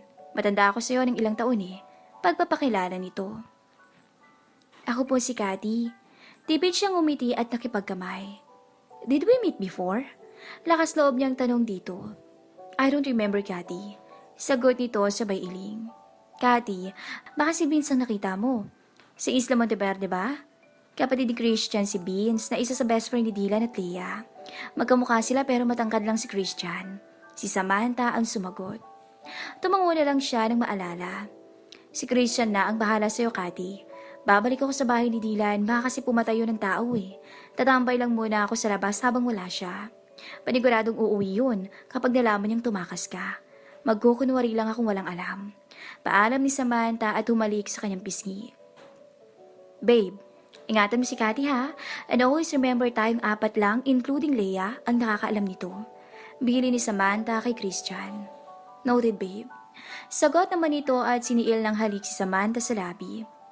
Bumaba na si Samantha at lumapit sa kulay puting kotse. Magkasunod lang na lumabas ng gate ang dalawang sasakyan. Pumunta na sila ng Laguna ni Christian at maingat ito ang nagmaneho. Nahalata niyang iniiwasan itong dumaan sa mga lubak-lubak na kalsada para hindi maalog ang kanyang tiyan. Nagpa-music din ito para kahit papaano, hindi sila maboring sa loob ng sasakyan dahil hindi naman siya nakikipagkwentuhan.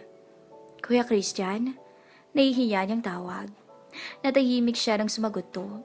Naalala niya kung paano sumagot si Dylan kapag tinatawag niya. Cathy, sabihin mo na. Wika nito. Naiihi kasi ako Wika niya habang nakayuko. Sige. May gasoline station sa unahan. Wika nito. Dumaan sila sa isang gasoline station. Nagtataka si Cathy kung bakit sa tapat talaga ng pintuan ng restroom ito nagpark at pinagbuksan siya ng kotse. Huwag kang tatakas Lagot ako kay Samantha. Pabirong bili nito bago siya pumasok ng CR. Promise po, hindi ako tatakas. Nakangiting tugon niya at itinaas pa ang isang kamay. Pagkalabas niya ng restroom, ay inalalayan siya nito papasok ng kotse bago umikot sa harapan at umupo sa driver's seat. Kapag may kailangan ka, huwag kang mahiyang magsabi ha? Wika nito. Sige po, magalang niyang sagot. Tiningnan siya nito bago magsalita. Malayo pang biyahe natin, Cathy. Pwede ka pang matulog. Gigisingin na lang kita kapag nakarating na tayo. Wika ni Christian. Tumango lang siya bilang tugon. Samantala, tapos nang magbihis si Dylan at hinihintay na lang si Angelique. Nakaupo siya sa bedroom bench na nasa dulo ng kama at naiinip na sa sobrang tagal ni Angelique lumabas sa loob ng walk-in closet nito. Hi honey! Malanding boss nito paglabas. Nakasuot lang to ng robe at hindi pa nakapagbihis. Dahan-dahan itong hinubad ang robe at nagsimulang gumiling sa harap ni Dylan. What are you doing, Angelique? Inis na tanong ni Dylan. Ngumiti ito at lumapit. I'm seducing you, honey. Wika nito. Lumapit ito sa kanya at manghahalikan siya sa labi. Iniwas si Dylan ang kanyang mukha. Ano ba, Dylan? Simula nang tumira tayo dito, para akong basura kung pandirian mo. Nanay ako ng anak mo, pero kahit halikan o tabihan mo man lang ako, hindi mo magawa. Galit na singhal nito. Dylan smiled sarcastically. What do you expect, Angelique? Mamahalin kita dahil nanay ka ng anak ko. Hell no! Mahal ko ang anak ko pero ikaw? Hindi na niya natapos ang kanyang sasabihin nang biglang dumapos sa pisngi niya ang palad ni Angelique at galit ang mukha nitong tiningnan siya. Sabihin mo lang, Angelique, kung wala kang balak umalis para magpa-check up kay Leia because I'm wasting my time here arguing with you. Nagtitimping boses ni Dylan. Wala akong balak magpa-check up. Tinatamad na akong umalis. Malditang sagot nito. Okay, fine. Kung magbagong isip mo, nandiyan naman si Mang Berto. Magpahatid ka na lang. Wika ni Dylan sabay kuha ng susi ng sasakyan at naglakad pababa ng hagdan. And where are you going, Dylan? Tanong nito nang nakapamaywang. It's not your fucking business, Angelique. Sagot niya na hindi man lang lumingon. Tinungo niya ang kanyang sasakyan at nag-drive palabas ng bahay. Tiningnan niya ang relo sa kanyang braso. Maaga pa at may oras pa siya para dumaan ng mall at bilhin lahat ng paboritong kainin ni Cathy. Wait me there, baby. Bahala ka nang kung iisipin mong para usan lang kita. Hindi ko na talaga mapigilan ang sarili ko. Sa isip niya. Dumaan si Dylan ng mall at bumili ng pagkain sa restaurant. Nag-grocery na rin siya para may dagdag na stock sa kanyang pantry at bumili na rin siya ng maraming ingredients ng cake para may pagkaabalahan na si Cathy. Gusto niyang malibang si Cathy para makalimutan na ang lahat. Pagkatapos, nagsimula na siyang pumila sa counter para magbayad. Narating na niya ang kanyang bahay at ipinasok niya ang kanyang sasakyan sa loob pagbukas ng gate. Kinatok ng isang bodyguard ang bintana ng kanyang sasakyan. Sir, pasensya na po pero nakatakas si Ma'am Cathy. Wika ng isang bodyguard. Pakiramdam niya parang bombang sumabog yon sa kanyang harapan at nabingi siya sandali. Sumiklab ang galit niya at kinuwelyuhan to. 6 na kayo, natakasan pa kayong isang babae lang? Mga wala kayong kwenta? Sigaw niya habang nagpupuyo sa galit. Inagaw niya ang baril na nakasabit sa bewang nito at itinutok sa noo nito. Sir, maawa po kayo sa akin. May mga anak ako. Pagmamakaawa nito. Dylan! Dylan, stop that! Sigaw ni Samantha mula sa kanyang likuran. You are all fired! Sigaw niya at pumasok sa loob ng bahay. Anong nangyari, Dylan? Bakit galit na galit ka? Tanong sa kanya ni Samantha habang sinusundan siya. Wala, ate. Tipid niyang sagot. Anong wala, Dylan? Are you gonna kill someone for no reason? Samantha asked him in sarcastic tone. Mainit lang ang ulo ko, ate. I'm sorry. Hinging pa umanihin niya sabay alok ng kape. Wala siyang choice kundi magkunwari na walang nangyari, na parang walang umalis sa kanyang pamamahay. Para sa kanya, wala pang alam ang kanyang ate Samantha tungkol dito. Baka buhusan siya nito ng mainit na tubig kapag nalaman nito ang ginawa niya kay Cathy. Bakit hindi ka na bumibisita kina mommy at daddy simula nang umuwi ka galing Isla Monteverde? May iba ka bang pinagkakaabalahan? Mausisang tanong ni Samantha. What kind of question is that, ate? Para kang private investigator. Puna niya. Samantha sighed while staring at him. Pinagtapat niya sa kanyang ate Samantha ang tungkol sa pinagbubuntis ni Angelique. Pero hindi niya to nakitaan ng saya sa ibinalita niya. Dahil simulat sa poll pa lamang, ayaw na nito sa ugali ni Angelique. Okay, kahit ayoko kay Angelique, tatanggapin ko para na lang sa pamangkin ko. Kung ikaw talagang tunay na ama. Wika nito sabay hikop ng kape. By the way, how about Cathy? Biglang tanong ng kanyang ate Samantha. Matagal siyang natahimik dahil wala siyang mahagilap na isasagot. Dylan, tinatanong kita about Cathy kung may balita ka. Ulit nito. Wala, ate eh. Simula nang umalis siya sa isla, wala na akong balita sa kanya. Pagsisinungaling niya. Hindi niya kayang salubungin ang mga titig ng kanyang ate Samantha.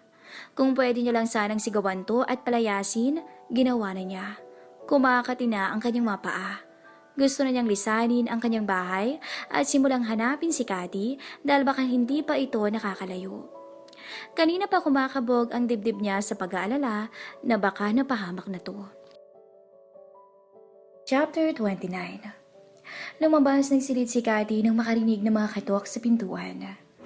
Nakatayo sa pinto si Christian at naghihintay sa kanya. Mukhang kararating lang nito galing Maynila dahil hindi pa ito nakakabihis ng damit pambahay. Noong Sabado, hinatid lang siya ni Christian at bumalik din ito ng Maynila kinaumagahan para sa nakatakdang flight ni Samantha pabalik ng England. Ayos ka lang ba dito? Tanong nito. Okay lang po, Kuya Christian. Nakangiting sagot niya. Tumango-tungo lang to sa kanya at niyaya siya papunta sa sala dahil may pinadala raw si Samantha. Tumambad sa kanya ang maraming paper bags ng mga sikat na brands ng damit at mga personal na gamit. Wala siyang ibang dalang damit maliban lang sa kanyang suot nang umalis sa bahay ni Dylan.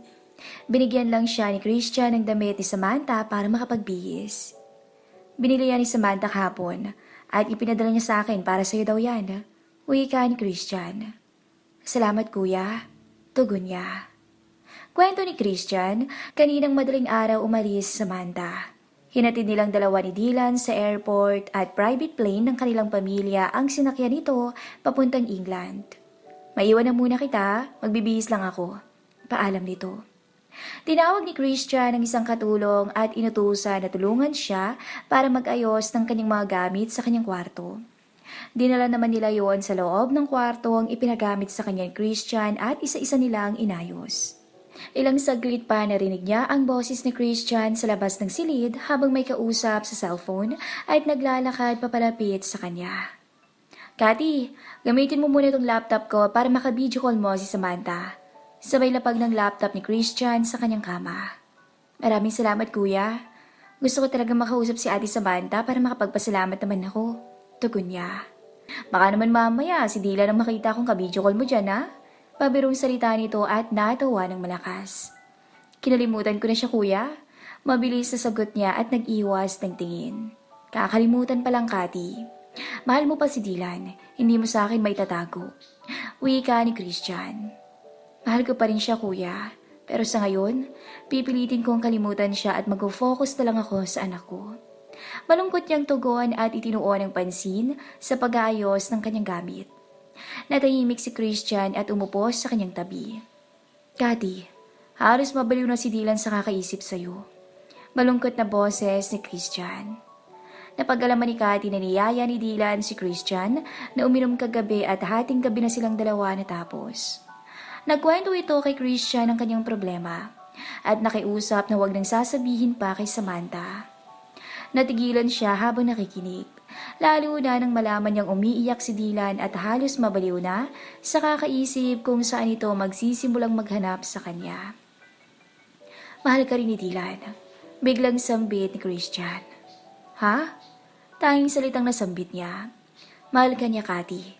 Ulit ni Christian. Iniwan niya ako sa ere, kuya. Hirap na hirap ako dahil kahit magpakita man lang hindi niya magawa. Naiiyak niyang sabi. May dahilan siya, Cathy, kung bakit niya nagawa yun. Huwag ka lang magtarim ng galit sa puso mo para kay Dylan. Nasambit ni Christian at lumabas na ng kanyang silid. Naiwan siyang mag-isa at nag-iisip ng malalim. Naaawa ko at gusto ko nang bumalik sa'yo, Dylan. Pero masyadong magulo na ang sitwasyon natin. Patuloy lang ako masasaktan sa tuwing makikita kong may ibang bahay kang inuuwian at may kahati ako sa'yo. Pagod na akong umiyak. Sa isip niya. Maagang bumalik si Christian sa Maynila para magtrabaho sa kanyang kumpanya at 2 katulong lang ang kasama niya sa bahay. Simula ngayon, uuwi lang daw ito kapag weekend o schedule niya ng prenatal check-up at kung may kailangan, tumawag lang siya. Nakaupo sa couch si Cathy. Maaga pa at excited siyang naghihintay sa pagdating ni Leia. Akma na sana siyang papasok sa loob ng bahay para uminom muna ng tubig nang makarinig ng busina ng sasakyan na papasok sa gate. Cathy!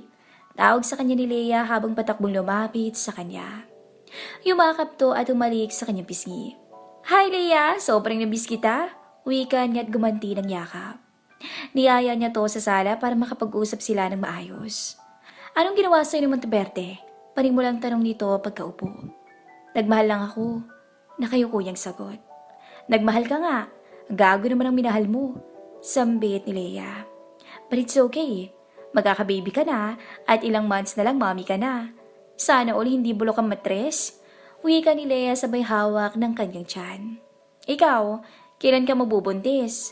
Tanong niya. Putang ina, feeling ko kasi bulok yung matres ko kaya hindi ako mabuntis-buntis ng asawa ko eh. Madaldal na sagot ni Leia. Grabe ka naman. Malay mo naman wala pang tabang panahon. Nakangiting wika niya kay Leia. Marami pa silang napag-uusapan ni Leia at nung gabi, aalis na sana to ngunit nag-video call si Samantha at napahaba ang kanilang kwentuhan. Kaya nagdesisyon nitong magpalipas na lang ng gabi kasama siya sa bahay ni na Samantha at Christian at kinabukasan na lang uuwi. Tahimik na nakaupo sa loob ng sasakyan si Cathy kasama si Christian. Schedule ng check-up niya ngayon at ultrasound. Sa wakas, malalaman na niya kung ano ang kasarian ng sanggol sa kanyang sinapupunan. Pagkatapos ng kanyang check-up, mamimili na siya ng gamit ng kanyang baby bilang paghahanda sa kanyang nalalapit na panganganak. Kaya ba nang piniling gamitin ni Christian ni sasakyan para malaki ang space sa loob at kahit marami ang kanyang bilhin, hindi sila mahihirapan. Parang kailan lang baby, malapit na kitang makarga at makitabi sa pagtulog. Mahinang sambit niya sabay haplos ng kanyang tiyan na bakit nasusuot niya ang maternity dress. Excited ka na bang mga anak? Tanong ni Christian nang tumingin ito sa kanya. Excited na akong makarga at makita ang baby ko, kuya. Sana maipalabas ko lang to by normal delivery para hindi ako mahirapan. Sagot niya. Sundin mo na lang ang lahat ng payo ni Leia, tsaka samahan mo na rin ang dasal bago matulog. Wika nito at ngumiti sa kanya. Tumango lang siya at ngumiti kay Christian. Ilang minuto pang lumipas, narating na nila ang private hospital kung saan naka-duty si Leia bilang OB-gynecologist. Tinungo nila ang parking lot para makahanap ng bakanting parking space. Nagayos muna siya ng sarili at nagsuot ng wig at shade para hindi siya madaling makilala. Buwan-buwan siyang nagpapa-check up dito at napakalaki na ng utang na loob niya kay Christian. Tuwing schedule niya, kinakancel ni Christian lahat ng appointments and meetings para lang samahan siya nito. Matyaga siyang sinusundo, hinahatid at hinihintay ni Christian kahit minsan umaabot ng 2 oras ang check-up niya sa dami ng chismis ni Leia. Ni minsan hindi niya ito nakitaan ng pagkainis o nagreklamo man lang. Let me open the door for you. Narinig niyang wika ni Christian.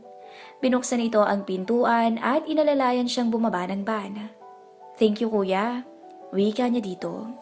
Inakbayan siya ni Christian at mabilis silang naglakad papasok sa entrance door ng hospital bago may makakilala sa kanya. Hi, Cathy! Tara na! Excited na ako. Masayang boses ni Leia. Kuya Christian, pasok lang ako Paalam niya dito at sumunod na kay Leia. Ha? Takang tanong niya. Hubarin mo ng panty mo. Mataas na boses ni Leia. Di ba tiyan lang ang inu-ultrasound? Anya. Transvaginal ultrasound ang gagamitin ko, kaya ipapasok ko to sa'yo. Sagot ni Leia at may panakita na parang want. Nakaramdam siya ng magkahalong hiya at kaba. Bilis na, Cathy, humubad ka na at humiga dyan. Naiirit ang boses ni Leia kaya sumunod na lang siya. Nihiya ka pa dami ko na kayong nakitang ganyan. Ibuka mo pa. Utos nito nang makahiga siya. Ipapasok ko na huwag kang matatakot. Mas malaki pa ang kay Monteverde dito. Wika nito at namula ang kanyang pisngi na kinahagalpak ng tawa ni Leia. Hindi na niya pinansin si Leia. Pinikit niya ang kanyang mga mata sa pagpasok ng aparato sa loob ng kanyang pagkababae. Here we go. Eyes on the TV screen, Cathy. Utos ni Leia. Nakatingin siya sa TV screen at naririnig niya ang heartbeat ng kanyang anak. Oh my God! It's a baby girl! Congratulations, Cathy! Malakas at masayang boses ni Leia. Nagilid ang mga luha niya habang tinititigan sa screen ang kanyang anak. Naisip niya si Dylan. Kung hindi lang sana sila nagkahiwalay, maghahawak kamay sana nilang nakikita ang bunga ng kanilang pagmamahalan. Niyakap siya ni Leia at pinunasan nito ang kanyang mga luha at tinulungan siya nitong tumayo para makapagsuot na ng kanyang underwear. Masaya nilang binalita kay Christian ang resulta ng kanyang ultrasound at masaya din ito na malamang babae ang kanyang magiging anak. Niyaya ni Christian si Leia na mag-lunch sa malapit na restaurant bilang simple gender reveal celebration na rin. Agad naman tong nagpaalam saglit sa kanyang assistant at sumama sa kanilang dalawa. Chapter 30. Masayang kumakain si Cathy kasama si Christian at Leia sa loob ng isang mamahaling restaurant malapit lang sa ospital kung saan naka-duty si Leia. Uuwi na ba kayo after this? Tanong ni Leia. Hindi pa. Dadaan muna kami ng mall para bumili ng mga damit at gamit ng baby ni Cathy. Si Christian ang sumagot. Buti na lang si Kuya Christian ang kasama mo, Cathy. Mabait na, maalaga pa. Wika ni Leia. Patong-patong na nga utang na loob ko dyan Pabirong sagot niya. Siyempre naman, Maliban sa iniingatan ko yan at inaalagaan, bantay sarado ko din yan.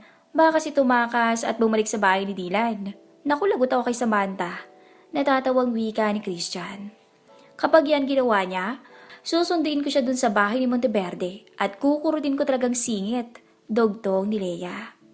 Ano na bang balita dun sa best friend niyo ni Vince, Leia? Tanong ni Christian. Ayun, balak yatang patayin sa konsumisyon si Angelique. Gabi-gabi na lang lasing. Sagot ni Leia. Tahimik na nakikinig si Cathy sa usapan ng dalawa at mabilis naman tong napansin ni Leia. Oh, ba't natahimik ka dyan, Cathy? Hindi ka pa rin nakapag-move on? Tanong ni Leia. Paano naman kasi makakalimot si Cathy niyan, Leia?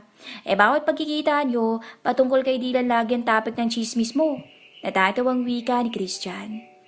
Asus, tumahimik ka dyan, Kuya Christian. Isa ka rin naman eh. Hirit ni Leia. Natawa ng malakas si Christian. Samantalang si Cathy, nananatiling walang kibo na nakikinig sa kanilang harapan. Ilang minuto ang lumipas, natapos silang mag-lunch at inihati nila pabalik ng hospital si Leia. Pagkatapos, tinungo na nila ang exit way ng ospital para pumunta ng mall. Nasa parking lot na sila at magpapark na sana ng van si Christian nang may biglang mapansin. Fuck! Lipat tayo ng ibang mall, Cathy. Wika nito. Ha? Bakit? Maang na tanong niya. Kotse yan ni Dylan, no? Sabay turo sa isang itim na kotse na nakapark sa kanilang harapan. Sinipat niya ang kotseng nakapark sa kanilang harapan at hindi nga nagkakamali si Christian. Kotse nga yun ni Dylan. Hindi niya makakalimutan ang plate number nito. Bigla siyang nataranta. Hindi pa siya handa na magtagpo ang landas nilang dalawa ni Dylan. Alis na tayo dito, bilis. Please. Nautal niyang utos kay Christian habang niyuyugyug niya ito sa kanang balikat para magmadali. Baka naman si Mang Berto ang nagdadrive niyan. Wika nito. Kahit na kuya, mahirap na kapag nakarating kay Dylan ang sitwasyon ko. Anya. Tumango si Christian at nagmaneho na ito palabas ng parking lot. May kung anong pumasok sa isip niya. Ibinaba niya ang tinted na bintana ng van at nilingon niya ang kotse ni Dylan. Ito yung sasakyan na basta't matanaw niya lang dati na papasok ng gate, ay halos madapa siya kakatakbo pababa ng hagdan para salubungin lang to. Napabuntong hininga na lang siya nang mawala yon sa kanyang paningin at isinara ang bintana ng sasakyan. Pumunta sila sa kasunod na mall na nadaanan at pumasok. Dumiretso sila sa area na pang newborn and infant, ang lahat ng damit at gamit na nakadisplay. Dahan-dahan lang, Cathy, madulas ang tiles. Paalala ni Christian. Okay kuya, don't worry. Maingat bawat galaw ko, tugon niya. Ano ba unahin natin? Tanong nito. Hindi ko pa alam kuya eh. Wala sa sariling sagot niya. Nakita mo lang ang kotse ni Dylan, lutang ka na naman dyan. Kotse pa lang yun ha? Puna ni Christian. Hindi naman sa ganun. First time ko lang kasi kaya hindi ko pa alam kung ano ang dapat unahing bilhin. Sagot niya. Bilhin mo na lahat, Cathy. Lahat ng makita mo at magustuhan mo para sa baby mo. Kunin mo na. Wika ni Christian. Huwag kang mag-alala. Mayaman ang tita ng baby mo. Pabirong wika nito. Nakakaya naman kung aabusuhin ko, kuya. Ang laki na nga nang naitulong ni Ate Samantha sa akin eh. Nakangiting wika niya. Bumabawi lang si Samantha sa'yo, Cathy. Sinaktan ka kasi ng kapatid niya. Seryosong wika ni Christian. Ngumiti na lang si Cathy bilang tugon. Narinig niyang bumuntong hininga si Christian at nagsalita. Tulungan na kita, Cathy. Baby girl yan, kaya dapat pink and white combination ng kulay na pipiliin natin. Wika ni Christian at agad naman siyang tumango bilang pagsang-ayon. Tinulungan siya ni Christian sa pagpili ng gamit ng kanyang baby. Mula sa crib, stroller at walker nito ay kulay pink ang pinili nilang dalawa. Sunod ang mga damit pang newborn na at mga lampin ang kanilang binili. Hindi na siya bumili ng mga feeding bottle dahil balak niyang magpa-breastfeed. Ang sabi ni Leia, mas masustansya ang gatas ng ina at isa pa, bawas gastos na rin ni Samantha. Isa-isa nang dinala ng sales lady ang kanilang pinamili sa cash counter ng mall at nagbayad sa cashier. Nagpatulong si Christian sa lalaking bagger para maikarga lahat ng pinamili nila sa loob ng van. Cathy, gutom ka na ba? Tanong ni Christian nang maipasok lahat ng pinamili nila sa sasakyan. Hindi po kuya, Uwi na lang tayo, tugon niya. Sigurado ka ha? Paninigurado nito. Ini-start na ni Christian ang sasakyan. Pauwi na sila ng Laguna at ihahatid siya nito ngayon at bukas ng umaga, babalik ito ng Maynila para asikasuhin at gampanan ang tungkulin nito bilang may-ari at CEO ng sariling kumpanya. Tahimik lang si Cathy habang binapagtas nila ang daan pauwi. Siya nga pala Cathy, papalinisan ko yung katabing kwarto mo para may sariling kwarto din ang baby mo. Basag ni Christian sa kanyang pananahimik. Malaki naman yung kwarto na pinagamit mo sa akin, kuya. Doon na lang kami. Kasya naman ang magamit niya doon eh. Anya. Ikaw ang bahala. Basta make sure lang na komportable kayong magkasama doon kapag nanganak ka na. Wika nito. Oo naman kuya. Iidlip lang ako Gisingin mo na lang ako pagdating. Anya at inayos ang pagkakaupo. Sige na. Tipid nitong tugon. Nakatulog si Cathy sa loob ng van at ginising na lang siya ni Christian pagdating ng bahay. Sinalubong sila ng 2 katulong at isa-isang binaba at ipinasok ang kanilang pinamili sa sala. Bukas na lang natin yan ayusin. Wika ni Cathy at pumanhik na sa kanyang silid. Tiningnan lang siya ni Christian at aakyat na sana ito sa kanyang kwarto nang biglang marinig ang pagbukas ni Cathy ng pintuan. Nakangisi itong naglakad papalapit kay Christian. Alam ko ang ngiti mong yan. Ano na naman ang nakalimutan mo? Natatawa ang tanong nito. Nakalimutan kong sabihin sa'yo kuya na dumaan muna tayo ng pharmacy. Wala na kasi akong vitamins. Nakayuko ang sagot niya. Sabi ko na asan ang reseta? Sabay lahat ng palad ni Christian. Baka maliban sa vitamins may kulang ka pa? Nang mabalik ko na, dagdag pa nito. Vitamins lang talaga kuya. Sabay abot niya ng reseta. Agad namang tumalima si Christian at lumabas para bumili sa malapit na pharmacy. Maya-maya pa narinig niya ang pagtunog ng laptop mula sa kanyang kwarto. Congratulations, Cathy! Binalita na sa akin ni Leia. Masayang boses ni Samantha habang ka-video call to. Napaka-reporter talaga ni Leia. Inunahan pa ako? Anya. It's okay, Cathy. Mag-ingat ka lagi dyan I miss you. Tawag na lang ulit ako mamaya. Wika ni Samantha at inend na ang kanilang video call. Nagulat siya ng katawan. Napagod siya sa lakad nila ni Christian at gusto niya lang magpahinga. Hindi nagtagal dumating na si Christian at inabot sa kanya ang binabili niyang vitamins. Magpahinga ka na muna, Cathy. Baka napagod ka sa lakad natin. Wika ni Christian. Kuya, salamat sa lahat Anya. Parang magkapatid na tayo, Cathy. Alam kong magkakabalikan din kayo ni Dylan at ilang taon na lang, asawa ko na rin si Samantha. Uwi ka nito. Ay, malabo na siguro kuya. Sagot niya. O sige na't baka may stress ka pa sa pinag-uusapan natin. Uwi ka nito at lumabas ng silid. Pinatay ni Cathy ang aircon at binuksan ang bintana para pumasok ang sariwang hangin sa kanyang silid. Malaki at maganda ang pinatayong bahay ni Christian at Samantha na napapalibutan ng matataas na pader. Malawak ang bakuran sa loob at maraming tanim na puno ng mangga at mga gulay. Magbibihis na si Mama at magpapahinga muna tayo, baby Sabay himas niya ng kanyang tiyan. Nagbihis siya at nagpatugtog ng nakaka-relax na music sa laptop. Pagkatapos magbihis, umupo siya sa kama habang nakasandal sa headboard ng kama. Kinuha niya ang parenting books na binigay sa kanya ni Leia at binasa, bilang paghahanda na rin sa kanyang nalalapit na panganganak. Chapter 31. Manang, nalinis niyo na po ba yung guest room? Tanong niya kay Manang Rosa pagkababa ng hagdan. Tapos na iho, nailak ko na rin, sagot nito. Wala pa rin bang balita kay Cathy? Tanong ni Manang Rosa.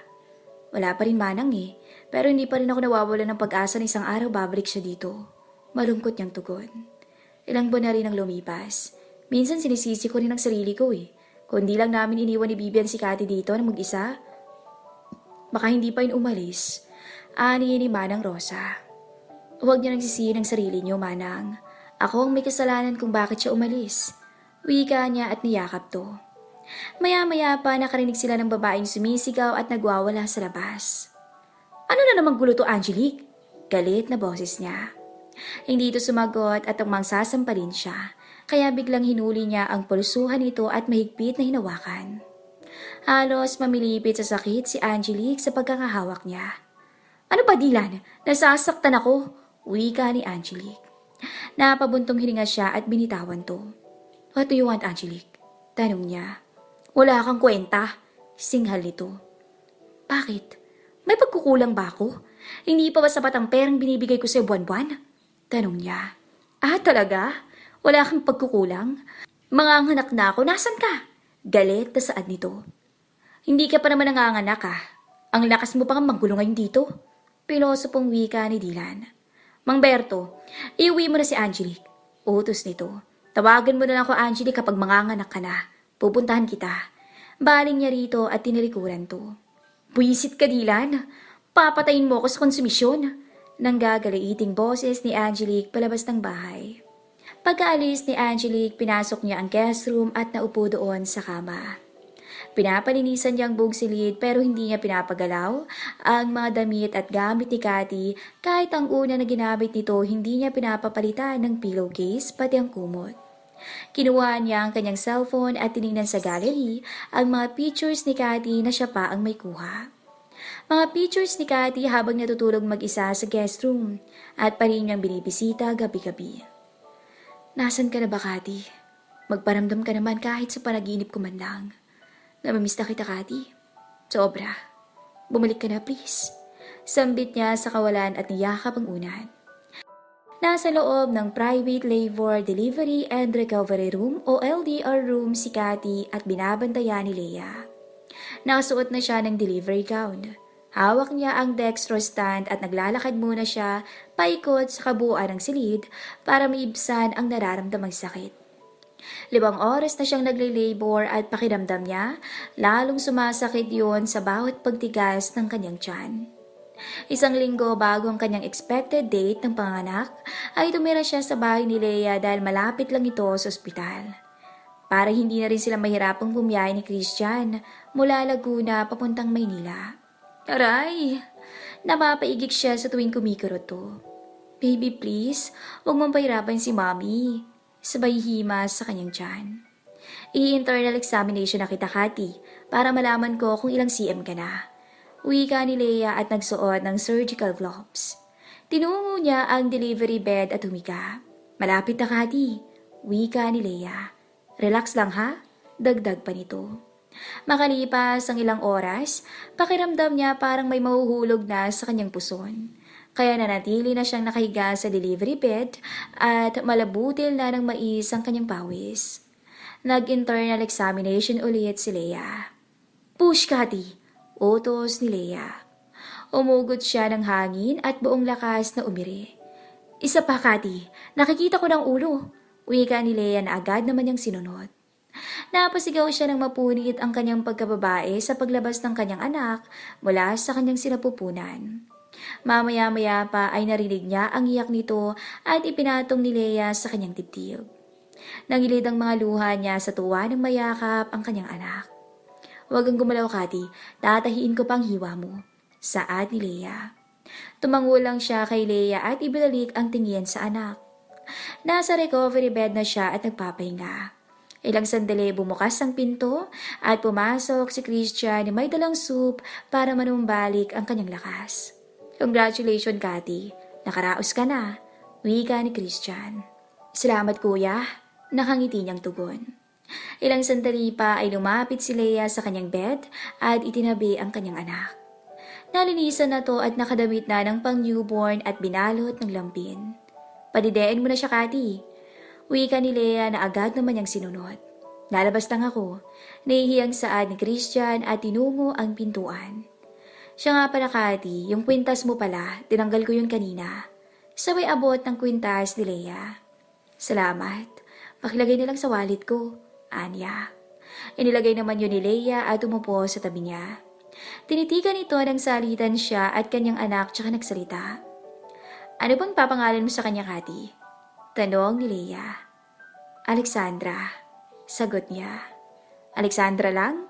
Ulit ni Leia. Alam kong bigyan ni Monteverde ang kwintas. Kaya yung nakalagay dun eh. Napaisip si Leia. Suggest ka. Nakangiting wika niya. Caterina Alexandra ang ipangalan natin sa kanya, Cathy. Wika ni Leia. Sige, Pagpayag niya at hinalikan sa pisngi ang kanyang anak. Lumapit din si Leia at hinalikan to.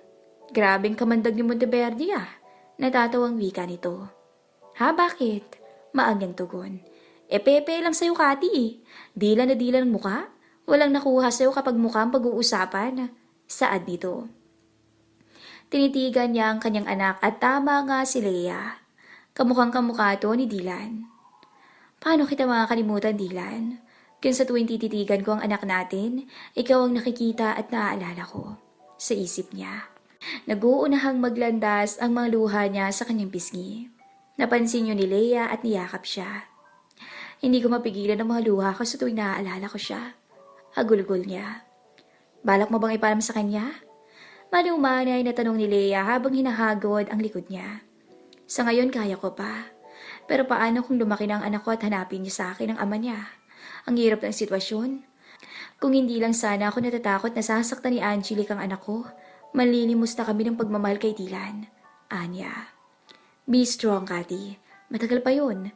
Sa ngayon, hindi nyo kailangan mamalimos ng pagmamahal dahil nandito kami para punan yun. Wika ni Leia. Tapos nang magpa-breastfeed si Kati at tulog na rin ang kanyang anak. Tinawag ni Leia si Christian para pumasok at makita ang natutulog na anak ni Kati. Kuya Christian, meet Alexandra. Masayang saad ni Leia. Hi Alexandra! Wika ni Christian at hinawakan nito ang maliit na kamay ng natutulog na sanggol. Kamukha ni Dylan Puna ni Christian. Mukhang maraming luha na naman ang lalabas sa mata ni Kati habang lumalaki ang batang to. Dagdag nito. Kumain ka na, Kati, para makapagpahinga ka. Alam kong pagod ka sa kakairi kanina. Andito lang kami ni Kuya Christian. Wika ni Leia. Ako na rin bahalang kumausap kay Samantha mamaya kapag tumawag. Sabat naman ni Christian. Chapter 33. Kasalukuyang naglalakad-lakad silang dalawa ni Tessa paikot sa bakuran habang nag-uusap. Tulak-tulak niya ang stroller ni Alexandra dahil may hawak pang isang tasa ng kape si Tessa. 6:00 pa lang ng umaga, kaya masarap lang hapin ang sariwang hangin na may kasamang halimuyak ng mga bulaklak na namumukadkad sa paligid. May overlooking view ang kinatitirikan ng bahay ni Samantha at Christian, kaya masarap sa mata kung masaksihan ang pagputok ng araw kapag maaga kang nagising. Nakita niya si Christian papalapit sa kanya, kaya kinuha niya ang lampi ni Alexandra at pinunas yun sa tagaktak niyang pawis. Gumising siya ng maaga at kakatapos nilang mag-jogging. Iniwan niya ang anak niya kay Tessa at sinalubong si Christian. Good morning, kuya. Masiglang bati niya nang makalapit. Good morning, Kati. I need to talk to you. Wika ni Christian. Sure, kuya. Tungkol saan? Tugon niya. What's the plan about Alexandra's first birthday? Tanong nito. Napabuntong hininga siya bago sumagot. Kuya, para sa akin, simple birthday celebration lang. Hindi naman tayo pwedeng mag-invite ng bisita, baka makarating pa to kay Dylan At isa pa, wala naman dito si Ate Samantha. Sagot niya. So kung ganun, di sa resort na lang tayo mag-celebrate. Wika ni Christian. Po, saang resort? Maang na tanong niya. Isla Monteverde. Biglang sambit nito. Nagulantang siya sa sinabi nito at hindi nakapagsalita. Napahawak siya sa dibdib dahil sa kaba. Akala niya hindi ito nagbibiro. Ano ba kasing desisyon mo? How about sa binyag ni Alexandra? Dagdag na tanong nito. Kuya, wag muna natin ituloy ang binyag. Tapos ang birthday ni Alexandra dito na lang sa bahay. Ako na lang gagawa ng cake at mag-order na lang ako ng pagkain. Sagot niya. It's up to you, Kati. Just let me know kung anong pang mga kailangan mo. Nakangiting wika nito. Thank you, kuya. Tugon niya. Ilang sandali pa ay pumasok na sila sa loob ng bahay para paliguan si Alexandra. Pinauna na niya si Tessa para makaligo na to dahil pagkatapos ng paliguan si Alexandra, pababantayan niya to at siya naman ang susunod na maliligo. Wow! Ang bango naman yan, Aling Lourdes! Wika niya sa kasambahay na nagluluto sa kusina ng madaanan to. Naamoy niya ang nilutong tortang talong para sa kanilang agahan. Alam niyang galing yon sa bakuran ng bahay, kaya sariwang-sariwa. Nanumbalik tuloy sa kanyang isipan ang buhay niya dati sa piling ng kanyang lola Eva na pagkagising niya sa umaga, tortang talong o di kaya ampalaya na may itlog ang kanilang agahan. Bagong bitas lang to ineng, ani ni Aling Lourdes na kasambahay ni Christian. Nagutom ako bigla, natatakam na sabi niya.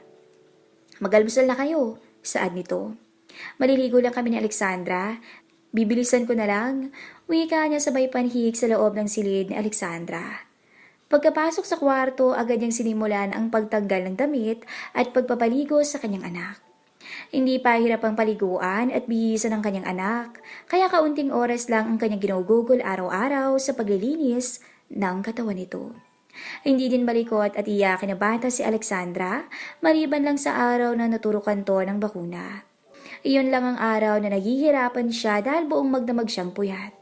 Idagdag pa na sumasakit ang braso niya at likod sa sobrang bigat nito na magdamag niyang kalong habang natutulog. Tapos na ba si Alexandra? Tanong ni Tessa. Patapos na, nilalagyan ko na lang ng ipit ang buhok niya. Nakangiti niyang tugon kay Tessa. Pinabantayan niya ang kanyang anak kay Tessa at pumasok na sa kanyang kwarto at nilak. Tinungo niya ang kanyang closet para ihanda na ang kanyang damit na pagbibihisan at inilagay iyon sa ibabaw ng kama. Pumasok siya sa loob ng bathroom. Hinubad niya ang kanyang damit, tsaka inilagay iyon sa laundry basket at nagsuot ng bathrobe. Tinungo niya ang shower area at napadaan siya sa wall-mounted whole body mirror na nasa gilid ng bathtub. Napatigil siya doon at tinanggal niya ang pagkakabuhol ng robe at hinayaan niyang malaglag yon sa sahig. Tumambad sa harapan niya ang refleksyon ng kanyang katawan. Hubot-hubad siya at tanging kwintas lang na binigay ni Dylan ang nasa katawan niya. She smiled as she stared at her nakedness in front of the mirror. Mas lalong kumanda ang hubog ng kanyang katawan kahit may anak na siya. Mas lalong lumaki ang kanyang dibdib dahil sa gatas at namilog lalo ang kanyang puwet. Sinanay niyang sariling gumising ng alas 5 para mag-jogging at mag-exercise sa malawak na bakuran ng bahay. Makinis din ang flat niyang tiyan na wala man lang ni isang stretch marks. Biglang may pumasok sa isip niya at kinangiti niya ng abot tenga. Siguro kung ihahain ko to sa harapan mo ngayon, Dylan, takam na takam ka na. Mag-iisang taon na tong natahi, may pupunitin ka na naman sana. Sambit niya mag-isa at bigla ring tinapik ang noo. Gaga ka, self? Tigilan mo na nga ang kaka-imagine. Masaya na yun kasama si Angelique at ng kanyang anak. Away niya si sarili. Ma'am Cathy, bilisan niyo raw ho at kakain ang sabi ni Sir Christian. Naririnig niyang sigaw at gatok ng kasambahay sa labas. Patapos na po. Pasigaw na sagot niya kahit ni isang patak ng tubig wala pang naibubuhos sa katawan niya. Tinungo niyang shower area at binilisan ang bawat kilos para madaling makatapos. Halos tumakbo siya palabas ng bathroom at dali-daling nagbihis. Sinulyapan niya ang alarm clock at napagtunto niyang mahigit 1 oras ang itinagal niya sa loob ng bathroom. Paglabas niya ng silid, nakaupo na ang lahat sa pagkainan at siya na lang ang kulang. Nakatulog na sa crib si Alexandra, kaya nakaupo na rin sa tapat ng mesa si Tessa. Nakangiting tumingin sa kanya si Christian. Halatang napansin nito ang pamumula ng kanyang pisngi dahil sa iya. Anong nangyari sa'yo, Cathy? Ngayon ka lang natagalan sa pagligo Puna ni Christian at natatawa. May niligpit lang ako sa loob ng bathroom, kuya. Pagsisinungaling niya. Tumangutango lang to at nagsabing kumain na sila. I'm sorry, Kuya Christian. Napilitan ako magsinungaling. Nakakaya naman kasi kung sasabihin ko pa na natagalan ako dahil inimagine ko pa na iyahain ko yung katawan ko sa harap ni Digan. Sa isip niya. Cathy, nakapagdesisyon ka na ba about sa business na sinasabi ko sa'yo? Tanong ni Christian na nagpanumbalik sa lumilipad niyang isipan. Yes po, kuya. Pero sana try ko muna kahit 1 week lang kung kaya kong i-manage ang oras ko sa pagiging nanay at baker. Anya sabay ngiti. Sure, you want to talk to him after this? Tanong nito. Sige po, kuya. Iwan ko na lang muna si Alexandra kay Tessa. Tugon niya. Okay, sige. Tatawagan ko mamaya para ipaalam sa kanya na bibisita tayo sa coffee shop niya. Wika ni Christian at ipinagpatuloy ang pagkain. Natatakot din siya sa magiging resulta. Kung magiging successful ba tong business na papasukin niya. Pero paano niya nga naman malalaman kung hindi niya susubukan? Kaya ko yan. Sipag, tiyaga at lakas ng loob lang ang kailangan. Sa isip niya. Woman in Mr. Monteverde's Dream, Chapter 34. Maagang umuwi si Dylan sa bahay nila ni Angelique. Wala siyang masyadong tinrabaho sa kanyang kumpanya kaya 2:00 pa lang ng hapon, nagdesisyon na siyang uuwi na lang para makalaro ang anak niya. Hindi nagtagal, narating niya ang gate ng kanyang bahay na nasa loob ng isang yayamaning subdivision.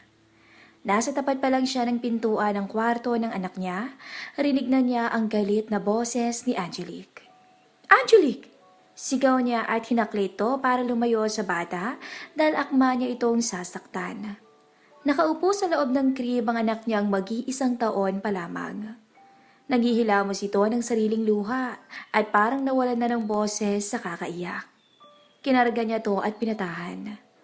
Nakatayo lang si Angelique sa gilid at parang nahimasmasan sa ginawa. Nang tumahan na ang bata ay binigay niya to sa yaya at pinababa muna para makapag-usap silang dalawa ni Angelique. Bumuntong hininga muna siya bago magsalita para maibsan ang galit at maging kalmado. Habaan mo naman ang pasensya mo. Bata yan at anak mo yan. Wika niya pero hindi sumagot si Angelique. Nilapitan niya to at niyakap. Simula nang ipinanganak ni Angelique si Sander ay naging masunurin siya dito at hindi na niya to ginagalit. Ginagawa niya to para magkaroon ng maayos at tahimik na pamamahay na kalalakihan si Sander. Si Cathy pa rin ang mahal niya at patuloy niyang hinahanap pero hindi niya pwedeng ipagkait sa anak niya ang buong pamilya. Naging mabait naman ngayon si Angelique sa kanya. Maayos silang nagsasama sa iisang bubong kahit walang sex na namamagitan sa kanila. Minsan sinusumpong si Angelique ng kanyang pagkamaldita pero hinahabaan niya ang kanyang pasensya para intindihin to. Lalo na't may nakapagsabi sa kanya na delikado kapag makaranas ng postpartum depression ang babaeng nanganak. May problema ka ba? Pagod ka? Tanong niya dito. I'm sorry. Pagod lang siguro ko. Tugon nito. Magpahinga ka na. Ako nang bahala sa anak natin. Gagala lang kami paikot sa subdivision. Wika niya at iniwan ito para puntahan ang anak. Yaya akin na si Sander at bigyan mo ako ng isang bote ng gatas niya. Utos niya at sinunod naman yon ng yaya. Hindi na siya nagbihis pa. Isinakay niya sa kotse si Sander at nagsimula silang gumala paikot sa subdivision. Sinulyapan niya ang bata sa kanyang tabi. Hindi niya alam kung lukso ng dugo o awa lang ang nararamdaman niya. Hanggang sa hindi niya namalaya na nakalabas na sila ng subdivision at ngayon ay nasa tapat sila ng isang mataas na building ng isang kilalang kaibigan. What's up bro? Tanong ng kaibigan niya. I'm ready. Please make this confidential and I need the result as soon as possible. Wika niya. Nasa loob ng kanyang opisina si Dylan at kuyom ang kanyang kamao habang binabasa ng paulit-ulit ang papel na kinuha niya sa loob ng isang brown envelope. Tinawagan niya si Angelique dahil kailangan niya tong makausap. Maya-maya pa nakarinig siya ng mga katok sa pintuan. Come in, sigaw niya sa kalmadong tono. Hi! Nakangiting bati ni Angelique sa kanya at lumapit. Hindi na niya napigilan ang sarili sa galit. Tumayo siya at sinalubong si Angelique. Itinulak niya to pasandal sa pader at sinakal. Dylan, hindi ako makahinga. Pautal-utal na wika ni Angelique habang pilit na kinakalas ang kamay ni Dylan na sumasakal sa kanyang leeg. Sinira mo ang buhay ko! Galit na sigaw ni Dylan na umaalingaw-ngaw sa loob ng opisina at diniinan pa ang pagkakasakal kay Angelique. Biglang bumukas ang pintuan ng kanyang opisina at pumasok si Marisa na kinagulat ang nakita. Sir, tama na po, maawa kayo kay Ma'am Angelique, sigaw ni Marisa. Para siyang nabuhusan ng tubig sa boses ni Marisa. Tinanggal niya ang kanyang kamay na nakahawak sa leeg ni Angelique. Napahagulgol ang iyak si Angelique kaya niyakap to ni Marisa. How can you explain this, Angelique? He gritted his teeth in anger. Kinuha niya ang brown envelope sa kanyang desk at hinagis sa kinaroroonan ni Angelique. Binuksan yun ni Angelique, lalong lumakas ang agos ng luha nito sa kanyang pisngi nang makita to. See? 0% ang result ng paternity test ko kay Sander. Napakawalang hiya mo, sigaw ni Dylan. I'm sorry, tanging nasambit ni Angelique. Sorry is not enough, Angelique. See you in court. Madiin na wika nito. Dylan, please. Luluhod ako sa harap mo para na lang sa anak ko. Huwag mo ituloy ang kaso. We will leave voluntarily. I promise, hindi na kami magpapakita sa'yo. Pagmamakaawa ni Angelique. Get out. Malamig na boses niya. Tinulungan ni Marisang makalabas ng opisina si Angelique. Biglang natahimik ang loob ng kanyang opisina sa pag-alis ng dalawa. Naupo siya sa kanyang swivel chair at minasahe ang masakit niyang ulo. Sir? Mababang boses ni Marisa na hindi niya namalayang nagbukas to ng pinto at pumasok. Gusto ko lang ibigay ito. Wika ng kanyang sekretarya. Resignation letter? Kuno-toong tanong niya dito. Yes, sir. Gusto ko lang humingi ng tawad sa malaking kasalanan ko na nagawa sa'yo. Ani ni Marisa. What do you mean? Takang tanong niya dito. Sir, kung matatandaan mo pa yung binigay kong juice sa inyo.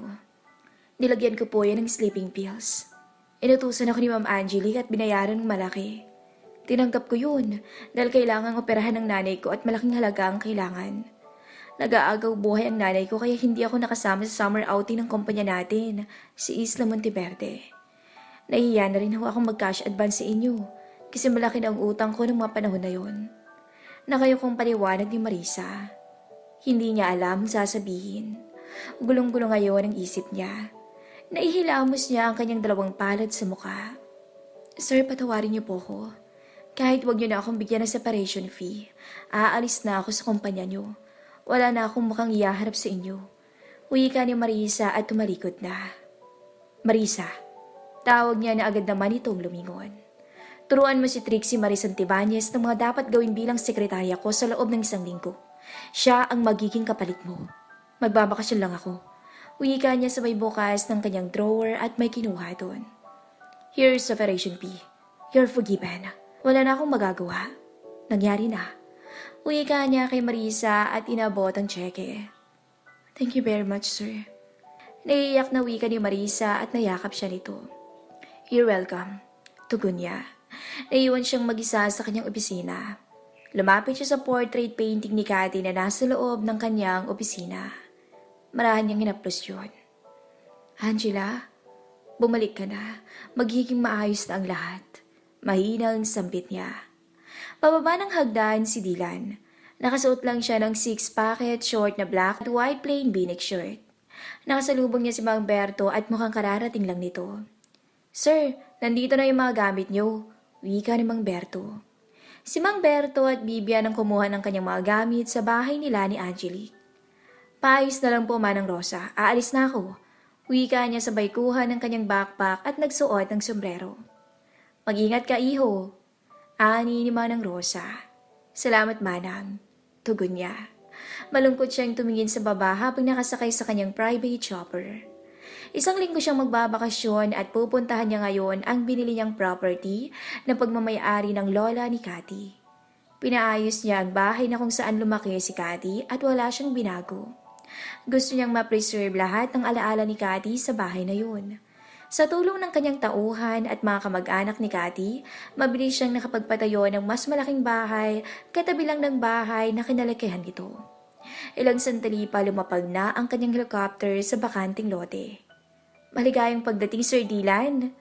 Masayang salubong sa kanya ng mga taong naroon at nag-aabang sa kanyang pagdating. Kumusta kayo rito? Nakangiting tanong niya. Maayos na kami dito ngayon. Ikaw ang nag-aon sa amin sa kahirapan. Sagot ng lalaking may edad. Tumulong lang po ako sa inyo. Kung ano man po ang meron kayo ngayon, pinagpagura niyo yun. Magalang niyang tugon. Hindi pa rin alam ng mga taong narito ang tunay na dahilan kung bakit nabili niya ang lupaing to. Iniikot niya ang kanyang paningin sa kanyang kinaroroonan. Hindi siya nagsisisi na nabili niya ang property na to dahil napakaganda ng tanawin. Kuya, kape po. Sabay abot ng dalagita sa kanya ng 1 tasang kape. Salamat. Wika niya at agad naman tong nagbigay ng matamis na ngiti sa kanya at iniwan siya. Napabuntong hininga siya at napatingin sa malayo. Sana nandito ka, Angela. Kumusta ka na ngayon? Masaya ka ba ngayon? Ako pa ba ang mahal mo? O may iba nang nagmamay-ari sa'yo?